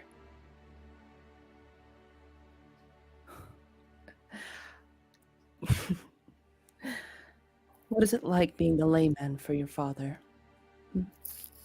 ooh, give me intimidation with that one. Yeah, let's bring daddies into this. Yeah, daddy issues. They always work out Do it. well. I mean, That's the- someone's got daddy issues. That's what the D in D&D stands for. Forget about dragons. Daddy. Dungeons and daddies. Dungeons and daddy issues. That can I got take a you down 17. some very not D&D rabbit holes. So be careful when you put that in your search. What'd you get, Mira? I got a 17. Okay. Ah! I dropped my pen of shame. Have we Holy cow. seen what her dad looks like? Only one person in your party knows of him. Okay, right. Wow, I have actually lost my writing utensil. That is the problem with everything on the floor. There it is. I was right the first time. This is where I knock everything over and the camera goes dark. Table flip. Just kidding. God damn it! No. Every Monopoly game. She pauses long enough for you to get through the more difficult part of your spell. And you're now more than halfway through your spell. And you feel Erebus kind of bolster you a bit. And then to your right and left, you watch as ghostly images of your family begin to appear. And then more. And then more. Yeah, and Mira's not once looking away. She's concentrating on it. In unison, you hear dozens of memories. We've got your back, Mira. And you could feel them stepping towards the creature, who is now hissing, backing up in fear. What is this? You are no dream walker. You're not a caretaker of memories that... And you could feel the creature stumble backwards. This is impossible. You cannot do this. You will no longer darken these footsteps. I cast you out. You feel the last of your spell take root and hold. A burst of white yellow energy bubbles out from where you stand. You hear this terrifying scream as you watch, or at least hear, dozens of voices that you call great grandmother, great aunt, ancient hereditary memories of your lineage, striking out, arcing into this avatar, this thing that dares interfere with the leader of these people, with the leader of those seeking refuge, knowing that your people are still out there somewhere being brought back by the one who handed you this staff of power. Yeah. You turn to see the dwindling energy, the bubbling essence of energy pouring out of the grove. The tree takes root. And all around you, you watch as life returns to a barren landscape. dead shrubs coming back to fullness, trees leaning and almost rotted to death. The garden begins to flourish. The grounds begin to flourish. The immediate grasslands around the academy begin to flourish. You watch as these huge vines and roots begin to grow up the side of the academy, around the academy, its roof, its grounds, until it's completely covered. And the small form that was challenging you just decays, falls into a sense of absence. As you watch dozens of faces you've never known, but emotions that feel familiar to you. A familiar nose, a familiar chin, a brow, hair, shoulders, postures. As you look at 1,000 years of your family, and in unison, we've always been there, and we always will. You are the last hope that we have, Mia. Even now, as your people gather on the fringe of the reality that they're trapped in, the hope that you sent to them gathers their strength. And you watch as in between you and them, an illusionary bubble, this vision expands in front of you. Somewhere back in a valley called the Valley of the Gray, in a newly established city, those that fought to almost near extinction against a foe. There's your tree that you planted. And it flourishes. It's bigger than you expected it to be. Without even truly understanding why, a flower blooms on a limb of the tree. As you watch a familiar form step up to that flower and pluck it, and then look into the vision. She's back. She's returned. Behind her, hundreds of Kalashtar just smile into that vision. And then the vision collapses in front of you. The memories slowly fade until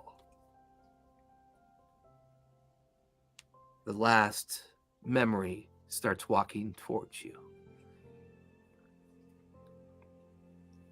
It's a familiar dog.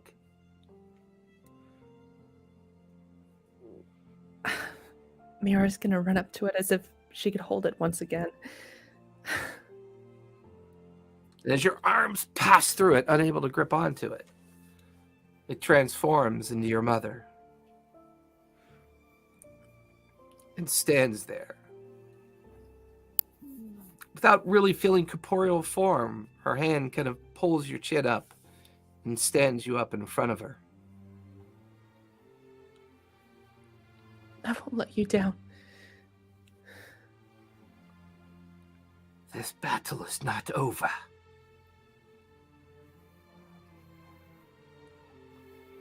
Do whatever it takes. They will not win. The darkness has receded.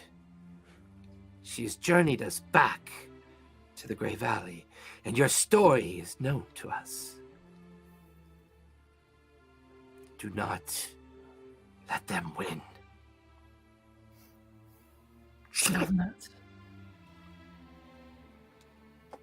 Small opening over by the front of the academy.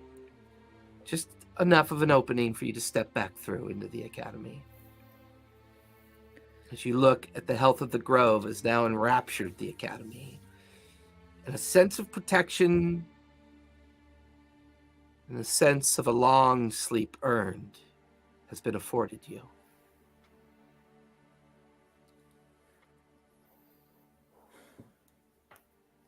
She will descend back down.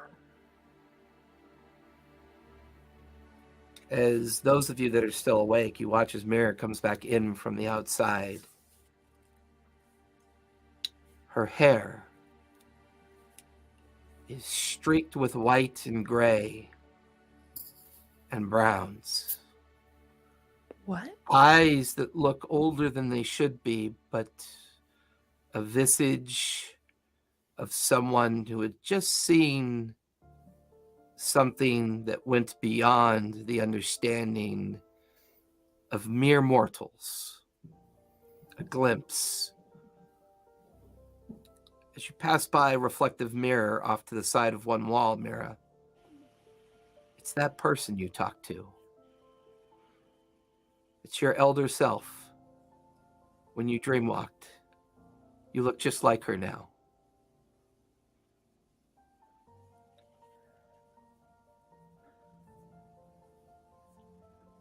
She will stare at herself and think about what happened, and she realizes that this mission, that this charge that she has, is something that she must see through to the end with the aid of her friends. And she's going to turn to look at everyone who I assume are sleeping. Some of them are awake. They still hadn't sorted out the watch yet. Gork is snoring and kind of like chasing bunnies over on the couch, you know. He's always a rough sleeper. Fredette has fallen asleep alongside her mother over on the other side by the fireplace. Most of the gnomes have kind of gone off to their dormitories. For the most part, I would describe Keen, yourself, and Abraxas, really the only ones still up at this quiet hour.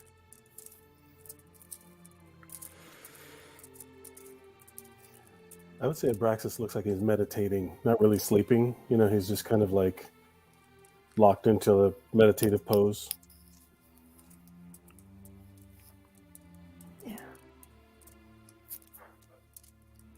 To the ends of the earth. We'll make sure things are right. She'll just kind of say that like out loud and just kind of sit there. Huh? What? And yeah, ends of the earth. Ends of the earth. Ends of the earth. Namaste, says No. Namaste. Could I also say, while sleeping, that I am trying to stay in tune with the whole merging of the gear to my body and who this Warforged is? Like, Okay. I have no idea. You know, the Mechanicus champion. Like, does it look like I have like an Iron Man head on my chest? Like, because Kind of, without the modern, without the modern feel of it. Yeah, it kind of has. It feels like it's a representation of a visage. That something through the destruction of this entity and through the collapse of all the remaining timelines, it's almost as if that might have been your championship banner. That your faith is now established with Kronos. And you may be his first champion of Exandria. Interesting. A champion of time. And now, like, that gear is a part of me now. Like, my augmentations are now fully linked and ready, and like feels like it. Full liquid metal skeleton, full like nanotech armor. Feels like it, yeah. Fucking cool, man. Ends of the earth, yeah.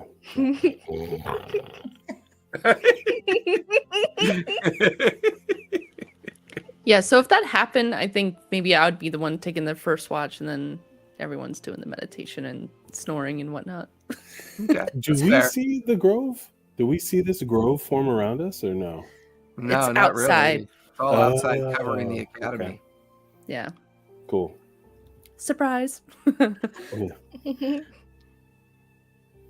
It's time to wake up Keen for her watch. Keen. All right, you're up next. Hope you're restable. Yeah. And I'll notice that her hair and her appearance has changed. And I'm like, are you okay? What? You look different. Did something happen? Well, yes. Something has happened. I think we're all heading towards the right path. And I've established a sacred grove for this area. I fought off some dark being outside that was hovering over what was left of here. But it's safe now. Okay.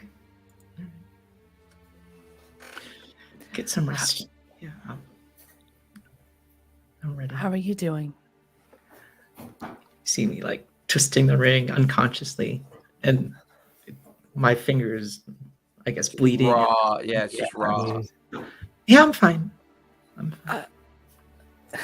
Mayra will look at Keen's hand. What's going on with your hand?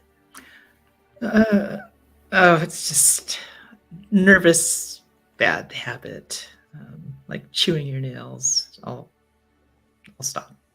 She'll put her hands like sort of where you can't see them. Stop biting your nails, young lady. A roller comes out of nowhere. No. I'll be fine. Okay. And she'll just give like a knowing look and she'll head to sleep. I love that look on Gorg's face right now. It's so content. For once, I did not commit violence, but I won. You're muted, You're buddy. mute, by the way. I was just looking through like you know how you can like add stuff to your inventory, like manage inventory. Mm-hmm. I was just looking through. I hit like weapons and proficient because I was like thinking of something. It doesn't matter. That's not important. I was just scrolling through there, and I saw this curious item called a glitter grenade. I wonder where that came from. Oh my god, I'd forgotten about those. It transferred campaigns. Yes. Straight Allow from the the glitter Feywild. grenade. Glitter grenade. Keita, as you watch Mara settle into a rest, Abraxas in his meditative state, Frigette leaning up against her mother, both of them sound asleep. Gork stretched out on a couch over by the fireplace. Here and there where certain areas have been cleaned up and kind of accommodated, some of the other scribes and others have drifted off into either sleeping on furniture. They're relatively small. Gnomes can pretty much fall asleep anywhere they want. And it's just the sounds of sleeping and echoing throughout the chamber.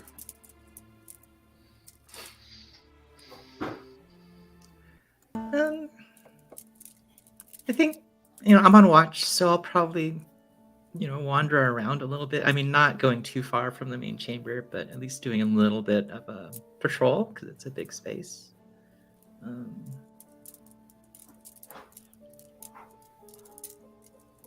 Give me an investigation check as you do that. Oh, okay. Just so I have a number. I will use real dice. Ooh, not so great. But 16. 16.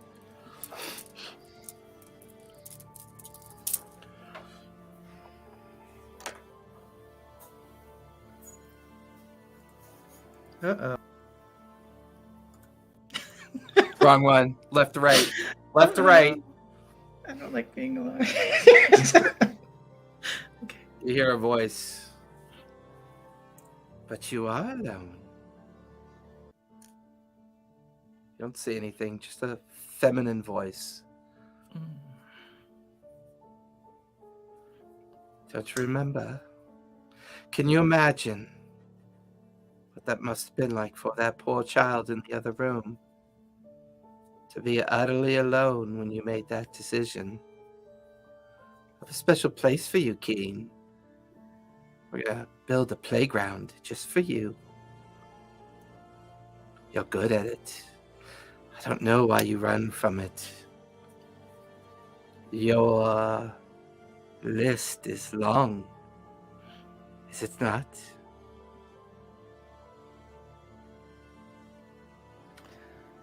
Oh.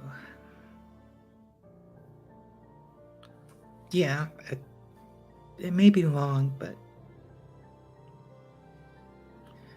it doesn't have to get much longer. Why do you hide from such perfection? You could feel the pommel of the blade in your hand, the rapid breathing of your target, that sense of power, that sense of conclusion. King, you can feel it. Don't hide from it. Embrace it.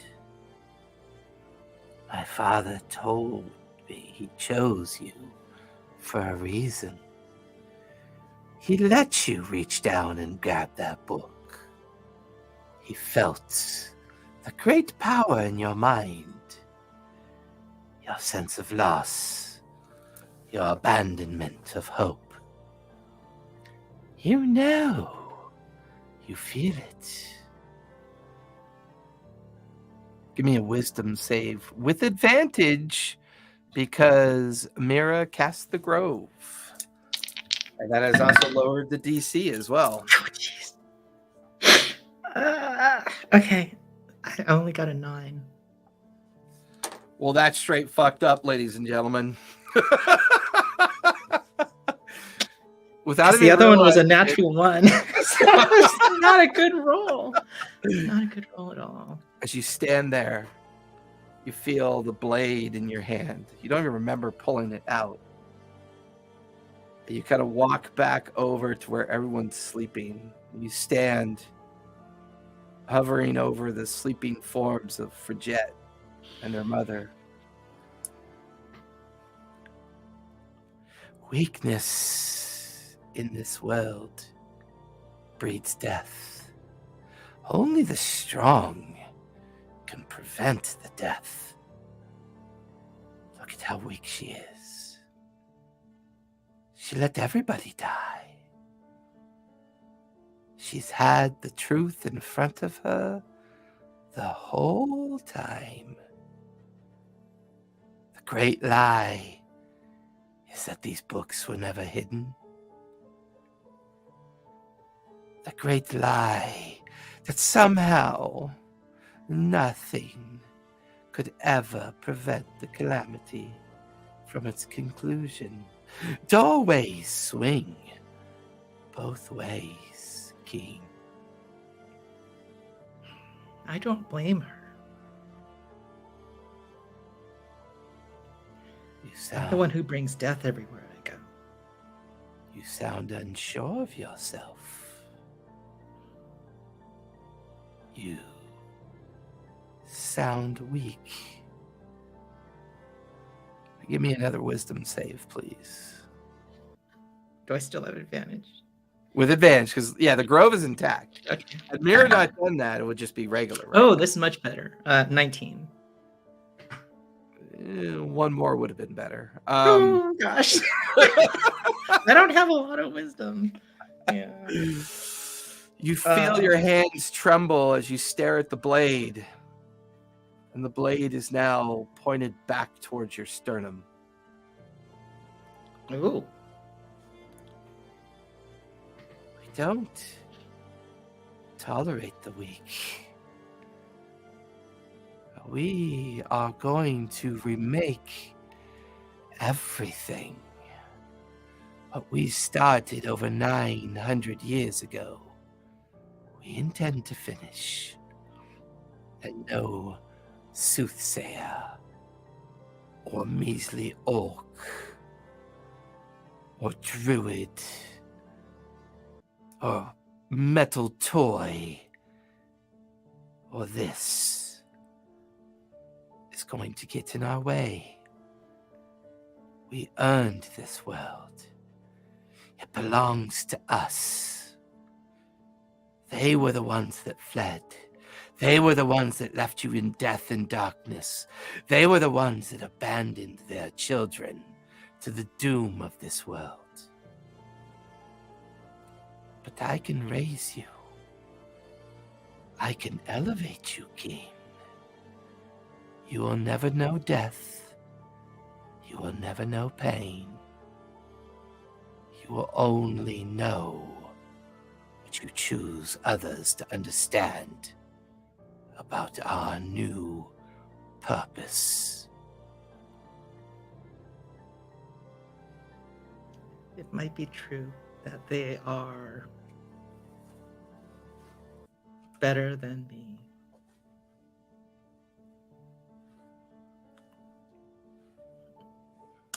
But there's a reason I think I'm still here, despite everything.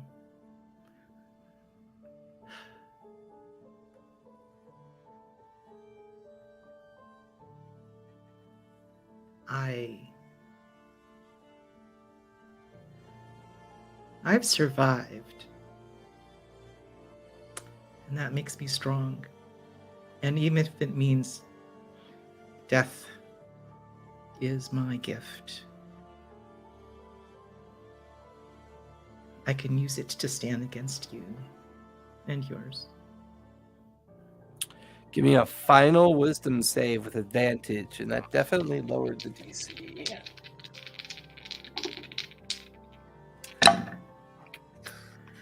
16. The highest I can get is 21 on a wisdom save. I lowered the DC to a 16. Ooh, okay. Because I rolled a D8 on a what's 8 minus 20, or I rolled a 24. The DC was a 24, but I gave you a D8 for decreasing the DC with that speech because that was pretty fucking cool. There's just a sense of calm around you, a sense of finality, a soft laughter fading in your mind.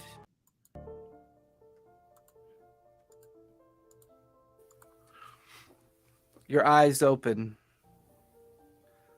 Everybody's eyes open as sunlight begins to peek through the curtains and windows of the upper kind of tiers of the internal structure of this chamber. The sound and smells of people waking up, people cooking breakfast, people finding themselves the strength they need to start another day. For some of you, a brush with something. Something was here. It wielded a lot of influence and power. It dug deep into your memories and your strengths. For you, Keen, seeing all your friends waking and still alive, the dagger sheathed at your belt, a nagging doubt in your mind, but this sense that something waits at Anchor's Weight. Something hovers on the edge of terror. Whatever put all this in motion started long before any of you existed. Somewhere, the beginning of the gates being closed and the gods making that fatal decision to abandon the world to save it. Celestial arrogance. idiocy, false hope. You're beginning to understand that maybe Keothi wasn't wrong. The recovery of these books feel like it's been guiding you and your friends towards the end of this journey somehow. And these choices that you've made have been choices that have either cost you friends, family, acquaintances, those that have touched your life over time. And you feel absolutely certain that using the ring now could put all of this at jeopardy. And then you begin to feel it, that pain of loss that gives you purpose. It's probably the same pain that Fridget feels now.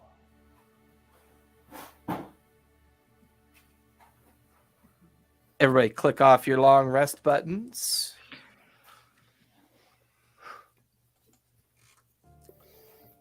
Start of a new day. Everybody's busy with their morning activities. Some of you are surprised to see Mira's appearance. Some of you are even more surprised to see Abraxas' appearance. What would you guys like to do? Good morning, everyone.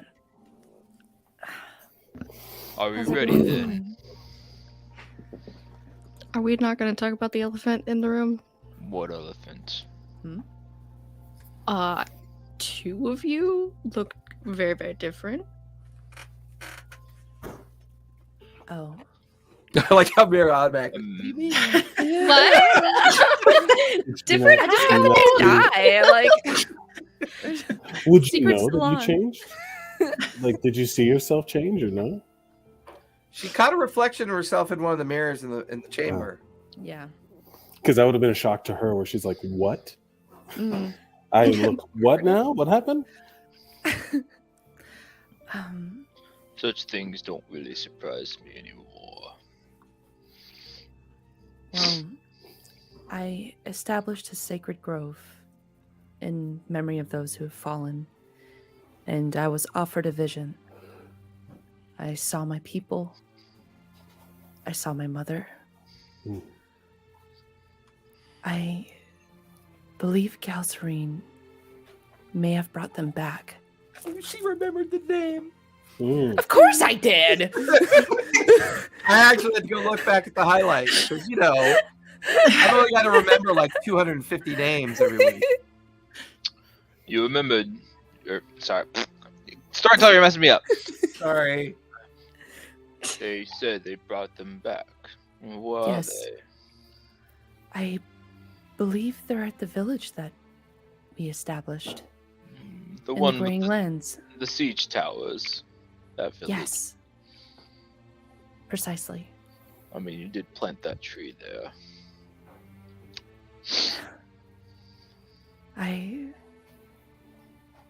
I can't believe she did it. And I'm overwhelmed with joy. But I have to keep fighting to make sure this place is safe. To have a home for them and everyone. It's good progress. This place safe. Are you trying to bring them here? Bringing them back home. Back to the Citadel. That's where they belong. Well,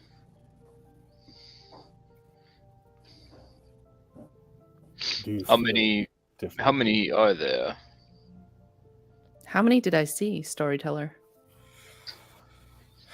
Dozens, if not more.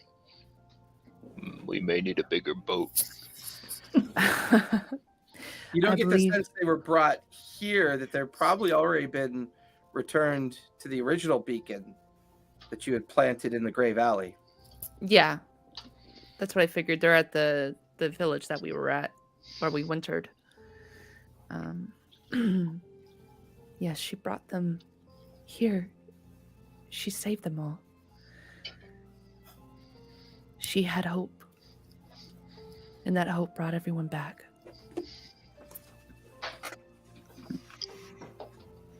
I believe we could find someplace safe for them as well.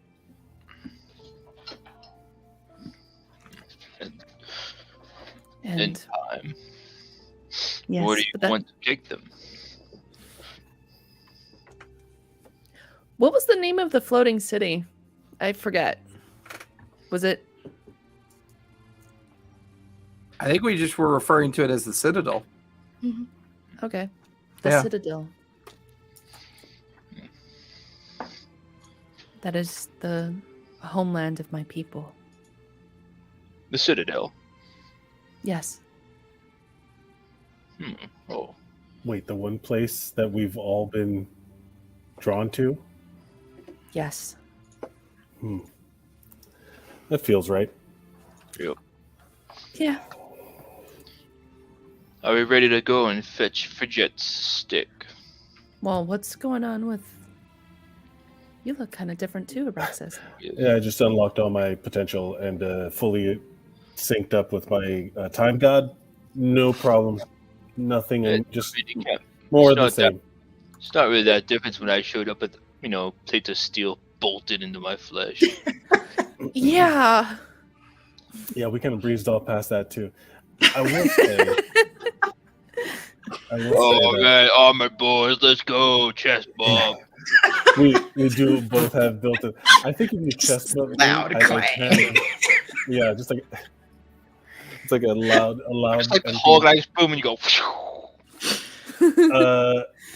I mean, I'm not weak by any stretch of the imagination, but I am now fully formed. I don't know. I think it was like some sort of like pupation, some sort of like. I needed. You know how like when lizards. Of course, what does that word mean? Yeah. You know how you have to go poop. Yeah. You should. Not that dumb storyteller. Come on. Come on. Your intelligence is a 7. Your Gork. That doesn't reflect my. Shut up. your grogism should be kicking in for sure. Yeah. What you're seeing now, I think, has been the whole time has been a process of like when a snake or a lizard sheds their skin, or there's a weakness for a time, but it's like necessary for growth. And this time is nearing its conclusion. So I think I am too. Or at least my development is. There's a chance that we could be. There's not a chance. Time is showing that we will see an end soon. We're reaching a kind of nexus of time. And we're all here together, and we're all here with a purpose, and we're all headed to the same place. So you see a clearer path. Yeah, clearer than ever. And I feel like I can channel the energy better, and I feel like I feel like all my parts and pieces are finally attuned to themselves. So out of character, what color are Abraxas' scales right now? And are you full mecha, or are you like... I don't think I would imagine it's very much like what this looks like, where it just there's no seams anymore. There's like the scales are only represented in the energy that's channeling through my skin. You know what I'm saying? Like it's like the scales are just nano machines or the magitech just kind of working its magic, working itself. No seams, no bending, it's no suit of armor kind of feel. Just kind of liquid metal skin that just kind of firms up. Have you ever seen non-Newtonian fluid or like cornstarch and water where you hit it? It's like liquid until you hit it. It's probably, you know what I'm talking about? Like where Yeah. That is so awesome. That's probably what it looks like, but like if it was mercury or gallium, like liquid metal until it's not, But still bronzish, like that kind of Bronzy gold. Yeah, the kind of some sort of that tint to it. Cool. That's awesome. Non-Newtonian dragonborn. That is all very inspiring, but are we ready Bending the laws of physics. Yeah, I'm believe of we course. have a stick to fetch? I turned to got some people to Frigette. send. Yeah, I turned to Let's send them Frigette. off and then go get the staff. Send your people home. Yeah. The morning is filled with cleaning of equipment, gathering up. The last ash is gathered. At least a dozen large copper runes are now, or copper urns are now filled. The chamber remains of ash.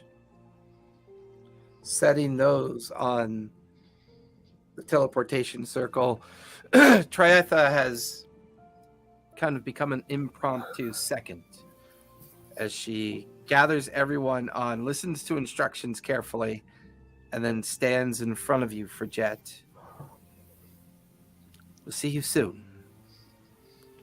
Good luck. Thank you. Take care of each other. Well, I'm We will. away. And she turns and walks over, and then your mother comes over. I don't think I'm ready for you to leave again. I mean, were you the first time ready? I mean, That's the voice of a rambunctious teenager. No, I was not. So many things have changed now for Jet.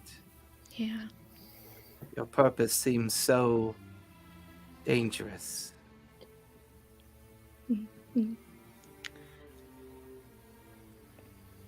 It has been a very crazy journey.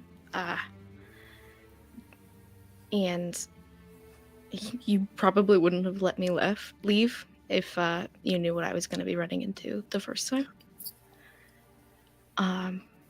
So I'm going to be honest, this second time is probably going to be the same.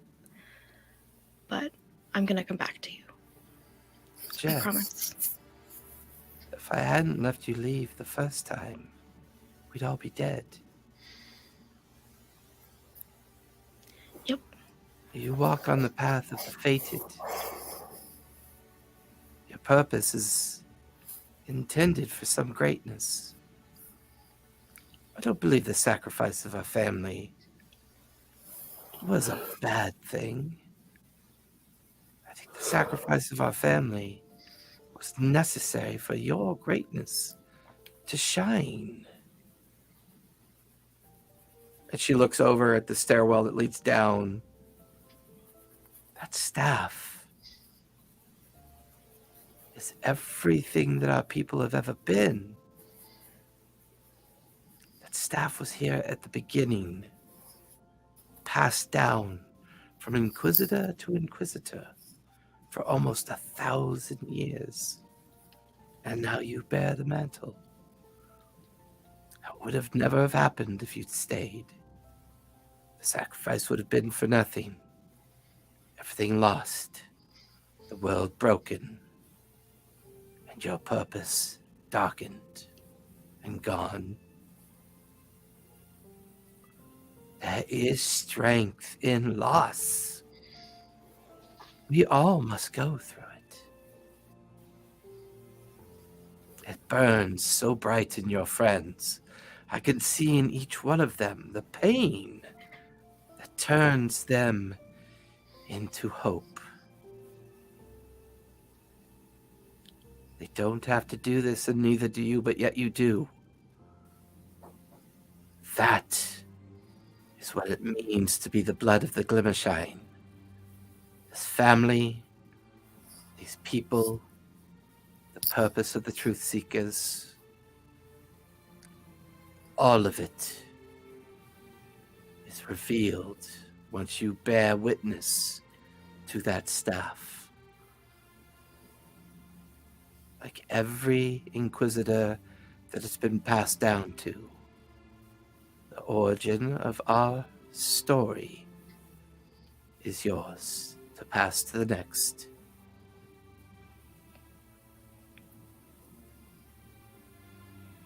She kisses you on the forehead, smiles at you.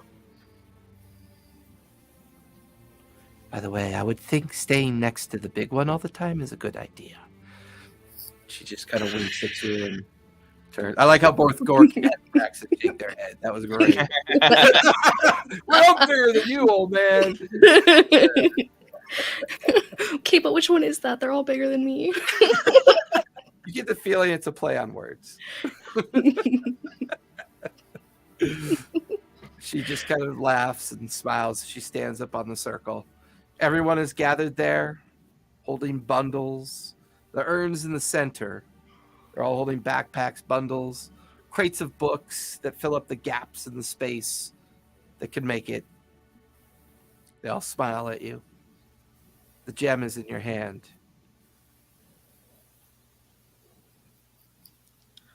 Well, all right, guys. Travel safe.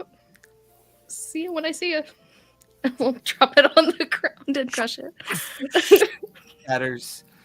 There's a vortex that circles. Portal opens and consumes the whole circle. The circle is gone. There's just a smell of ozone and like some kind of blast mark on the ground on the flagging stones. The 5 of you are now alone inside the academy. Early morning still. I'm gonna have to get better at those speech things, aren't I? I think you got the message across. The speeches are very you. Yeah. Don't change.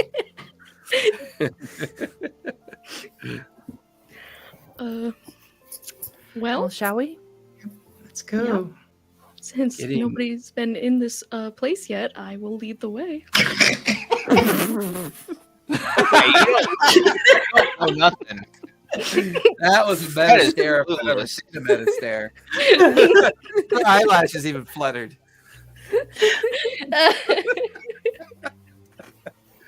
As the 5 of you get led by Fridget over to the stairwell down, there's a heavy iron door with a heavy iron latch.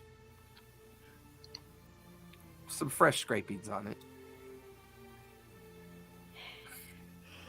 Hey, no, come on now. Don't give it away that easy. Or footprints on the At floor. least make them make a perception check. There's a cigarette butt on the ground that says "Please board." Actually, you might Gork you might as was well here just is carved Yeah. in the here. Gork was here. There's a Gork pea stain. did not There's a pea enter stain- this room. There's a I'm pea a stain in the corner. Gork. If anyone heard, Gork. Gork was not here. In all fairness, what was your stealth roll when you tried to get in? 12, 11 actually, wasn't it? 11, actually. Yeah, we all beat that. That's Definitely. well. Clear signs.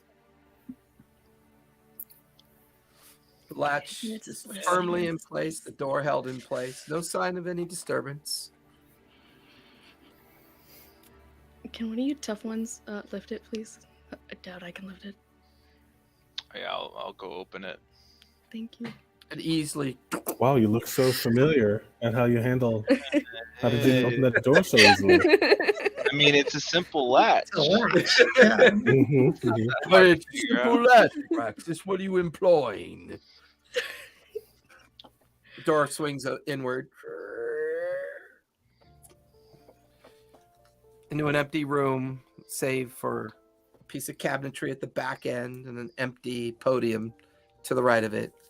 Looks like maybe the book sat to the right, and on that cabinetry, being held aloft on a stand, staff, coiling with platinum and gold ivy wrapped around its heft. Top, a mummified hand clenching a crystal within its hand. They're about 5 feet long, glowing with a kind of blue and yellow effervescence. The moment that you enter into the room, the whole room begins to, as little spheres of light begin to come into existence. Dozens and dozens of small little blue points of light. One for every inquisitor that's ever stepped into this room. One for every inquisitor that's placed their hands on this staff. And that's what it hits you. The mummified hand is probably the original inquisitor, the one that shaped it, put the order together, and passed the first passing of knowledge from leader to leader. And all these lights are pulsing around you.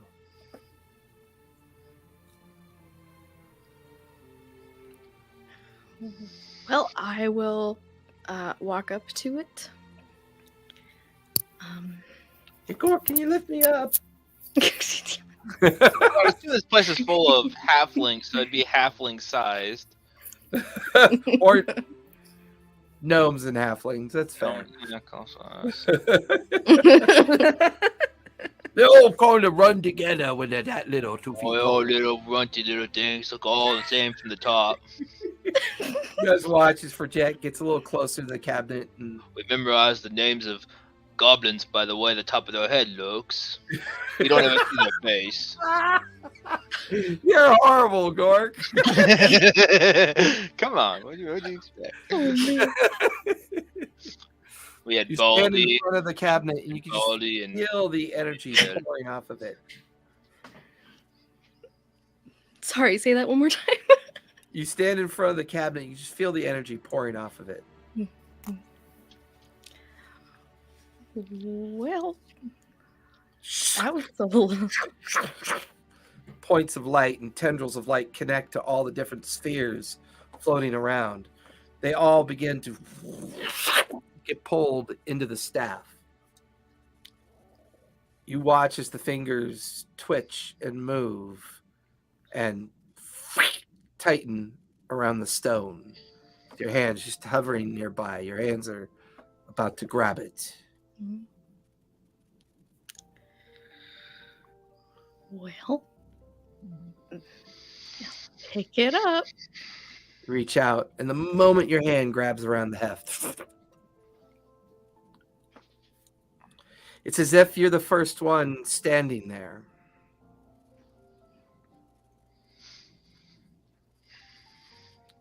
Standing there, looking up at a sky on fire. A massive floating city that you remember from your studies called Aor sits in the horizon. A great catalysm and battle takes place. The city suffers tremendous damage and destruction. There's a sense of loss and purpose at the same time. And then the vision shrinks and reopens. In the vast wastes, the border regions of the Greying Lands, you struggle through the frozen blizzard and snowy conditions. You look at unfamiliar hands holding the familiar staff.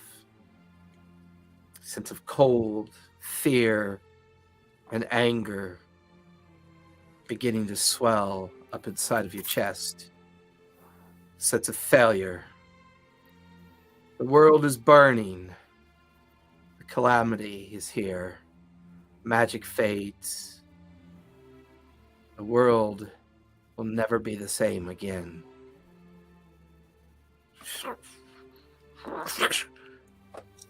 A new vision. Fire burns nearby. Frozen hands and fingers finding warmth. Staff lying across your lap. Across the fire sits a large form wearing many furs. Familiar form. You remember him from one of your visions. The great war chief that carried the box. You feel yourself get up, place your hands on the shoulders of this huge form, and the healing energy pours into this form. He stands down and then kneels back up. Thank you, small one. I have a long journey ahead of me. What is your name?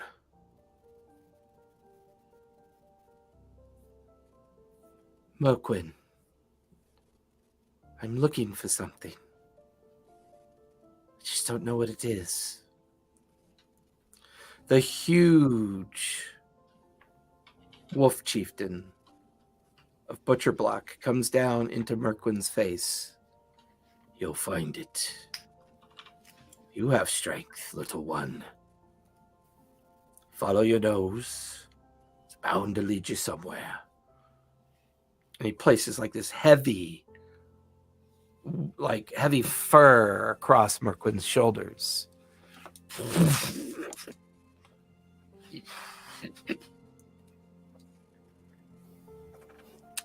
He's much older now. He sits in a familiar meadow in a familiar glade. He seems to be talking to others around him.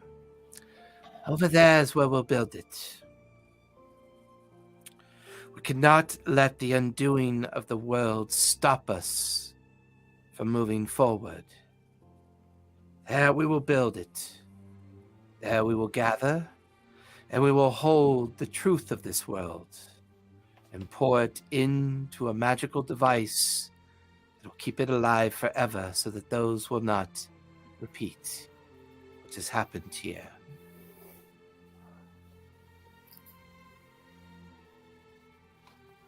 And then, much older, you feel a tightness in your chest. You're lying down, looking up at an unfamiliar halfling. As you look up at that face, it's young, soft, curls of hair, green eyes. Now I know there's much to worry about. This is not an easy tale to take with you forever. But it must be kept secret. And it must be kept. For if we lose these understandings of where we've come from and what we've seen, all hope would be lost. The staff will guide you for the remainder of time. Pass it on to the next one that takes up your mantle. And your wizened hands kind of pass up the staff up to this young halfling, leaning down, sadness on their face. Your breath tighter, shorter gasps. The vision.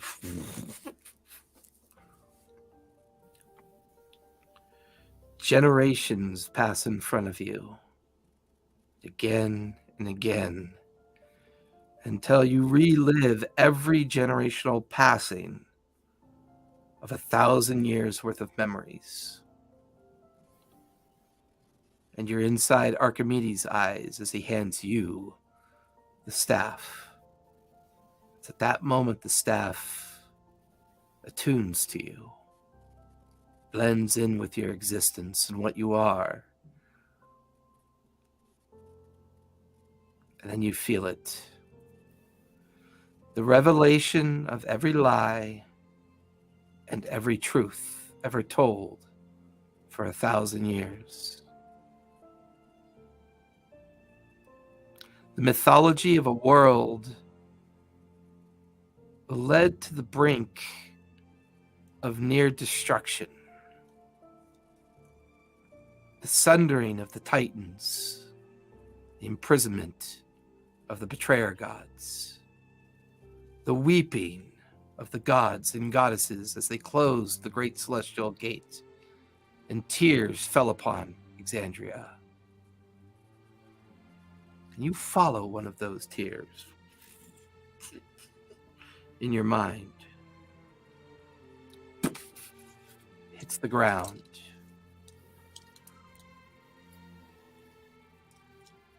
And as that tear creates a crater, there lies this small, maybe fist-sized rock of diamond facet, pulsing as you kind of glance at the first known god tier, as the tears of the gods are revealed to you.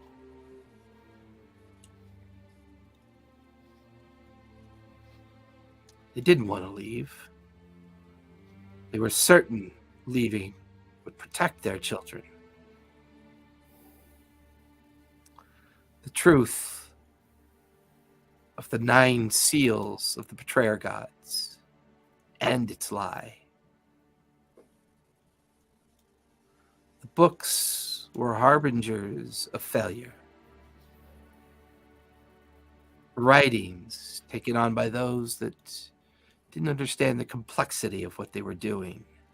Following the faith of the gods, transcribing those faiths.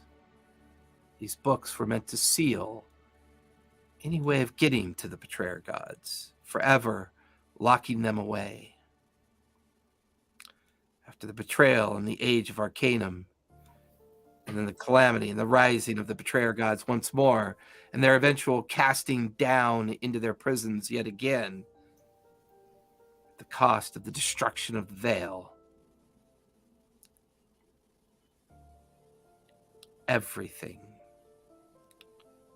You watch as a great citadel rises from a familiar area that you've been to. You watch as those down below watch it rise up into the air. And it's at that moment, a betrayal, a lie, an entity steps through the gloom, disrupting the ceremony, casting the citadel into many fractured pieces.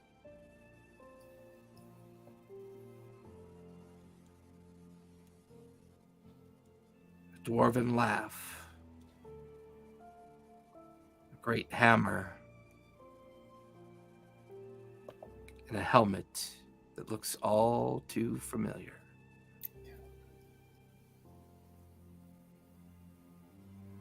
And then its face turns towards you. See the familiar face of Kaladin.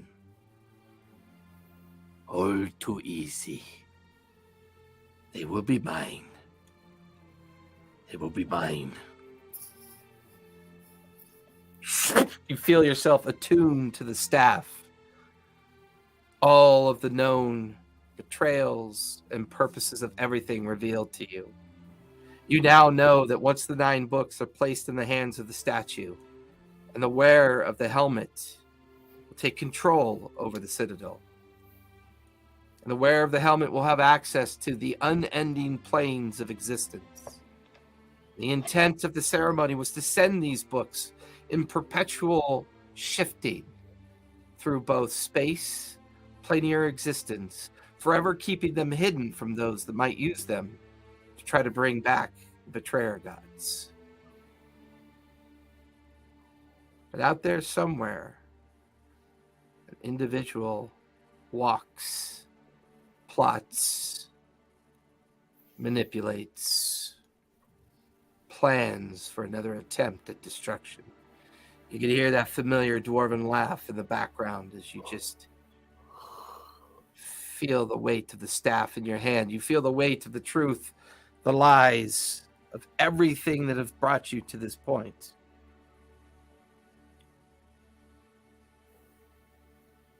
That last book, the hardest one of all. You see death, terror, and fear stretched out in front of you.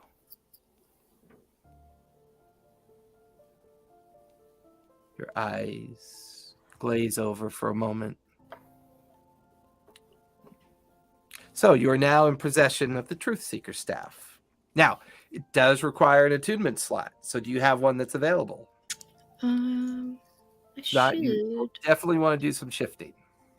I do, yes. Okay. So, took me a long time Yeah, to I figure never this know. one out. So I hope it's good. And by the way, everyone, we finished the last backstory. We've think done we got Abraxas, everybody. we've done Kings, because hers was with the reconciliation with Mm-hmm. the child. Done Gorks, we've done Mira's. And now we've just finished for Jets. Only one thing left to do. Get that last book. Look. So for Jet, the Truth Seeker staff. Yes. It is +3 to hit Mhm. and +3 to damage.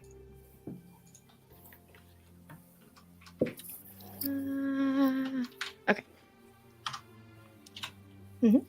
Both, unless they are already set. What's your Dex and Wisdom at now? My dex is 20. Okay. My wisdom is 17. So your Wisdom is now 20. Awesome. Change that to 20. Mhm. You gain an extra attack. Awesome. And your staff has an ability called Purity of Soul. Okay. Once per 30 days, you can invoke the Purity of Soul. And what this does, this allows you to expunge and banish or destroy any known demon, devil, fiend, or aberration. That sounds kind of strong. Does not get to return to its place of existence. It is cast out into the astral sea and is set to wander forever. Jet's Okay. mighty bopping stick. Mm-hmm. However, once per 7 days, you can instantly cast Geas. Geas. Ooh, that's a good one. G-E-A-S. Okay. And then once per short rest, you can do Wholeness of Body, where you can give yourself all your hit points back. That's what I have. Well, these are Mine docs is that mine. it better be good. Hey, I got a 'Cause I question. can tell you right now, you guys are gonna fucking need them. Oh God, I'm so excited. I'll be just fine, thank you. Oh, we'll see. We'll see. Oh, I'll be just fine. I still got my dragon thing, Well, that's fair. You still do have that. That's true. so I can max out my hit points twice. Like I What? said, you'll need it. I love Wait, shut up. He's just going to make it harder. Yeah. that. Dude. He just added a 0 to the hit points on the Don't. whatever. Oh, I can't Yeah, take but that. Oh yeah, don't. I only have 30 hit points. Have mercy. Ignore everything I said. So, I got a question for you, real quick. yeah, and Is I've it, got once good news for you is guys. it during a long rest or when I level up that I can reconfigure my spells as a paladin? Every long It's rest. every long rest. Okay. Yeah, paladins and clerics can do that. However, we've concluded another backstory. Actually, we've concluded all the backstories. That's a milestone. So you guys are all now level 18. 18. Wowzers. Wow. Unfortunately, that is the last milestone. 18 it You is. can't get to level 20 and be No. demigods? No, unfortunately, a lot. Those milestones came and went. Oh. Oh, Wild. well. Oh. Where's Gore? Sad gork noises. I'm guessing we're gonna wrap in February. Okay. Based on schedules and what I've kind of seen in the remaining part of this campaign, the finale will take at least 2 sessions, at least. I've done a lot of writing for that, and it's a combination of lots of styles of encounters. I have a question about the end. Sure. Do you have our fates predetermined, or are you gonna do that thing like in my other campaign where we kind of get to write off our own endings? I would say everyone have an epilogue ready to go, just in Okay. case. Right?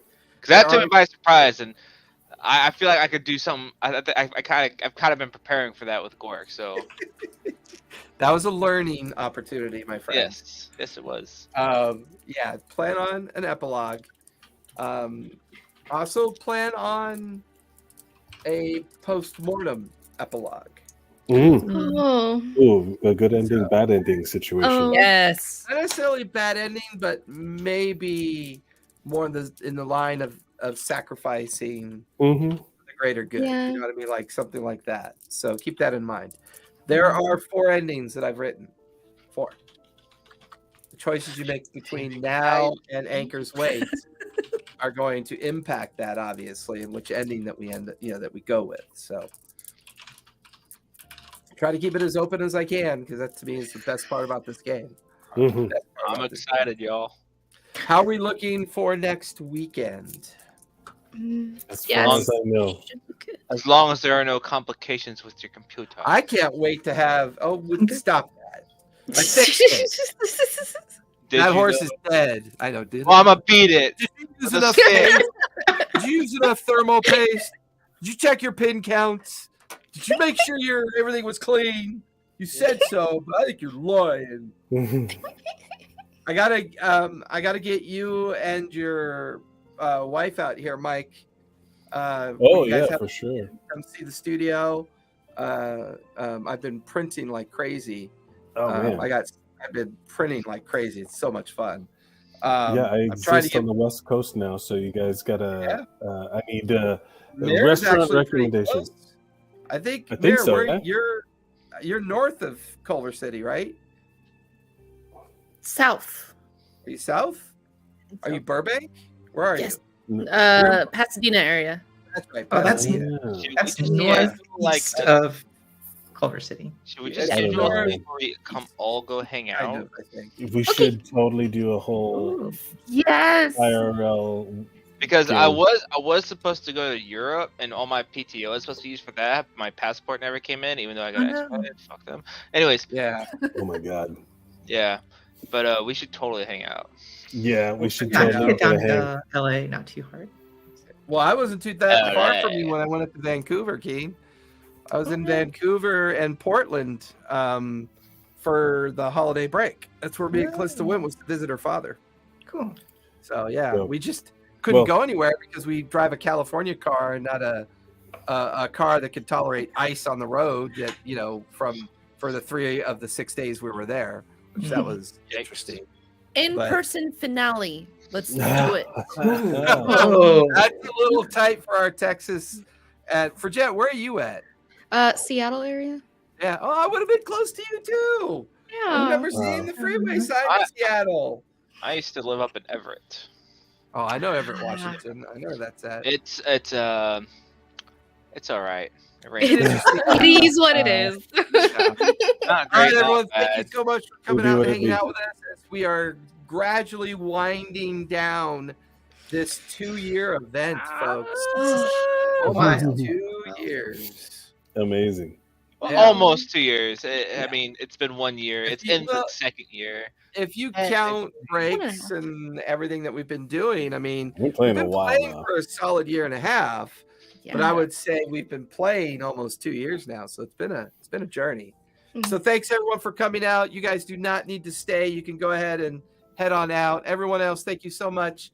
Be kind, be safe, play a game. It's good for you. These are troubling times, but don't be troubled.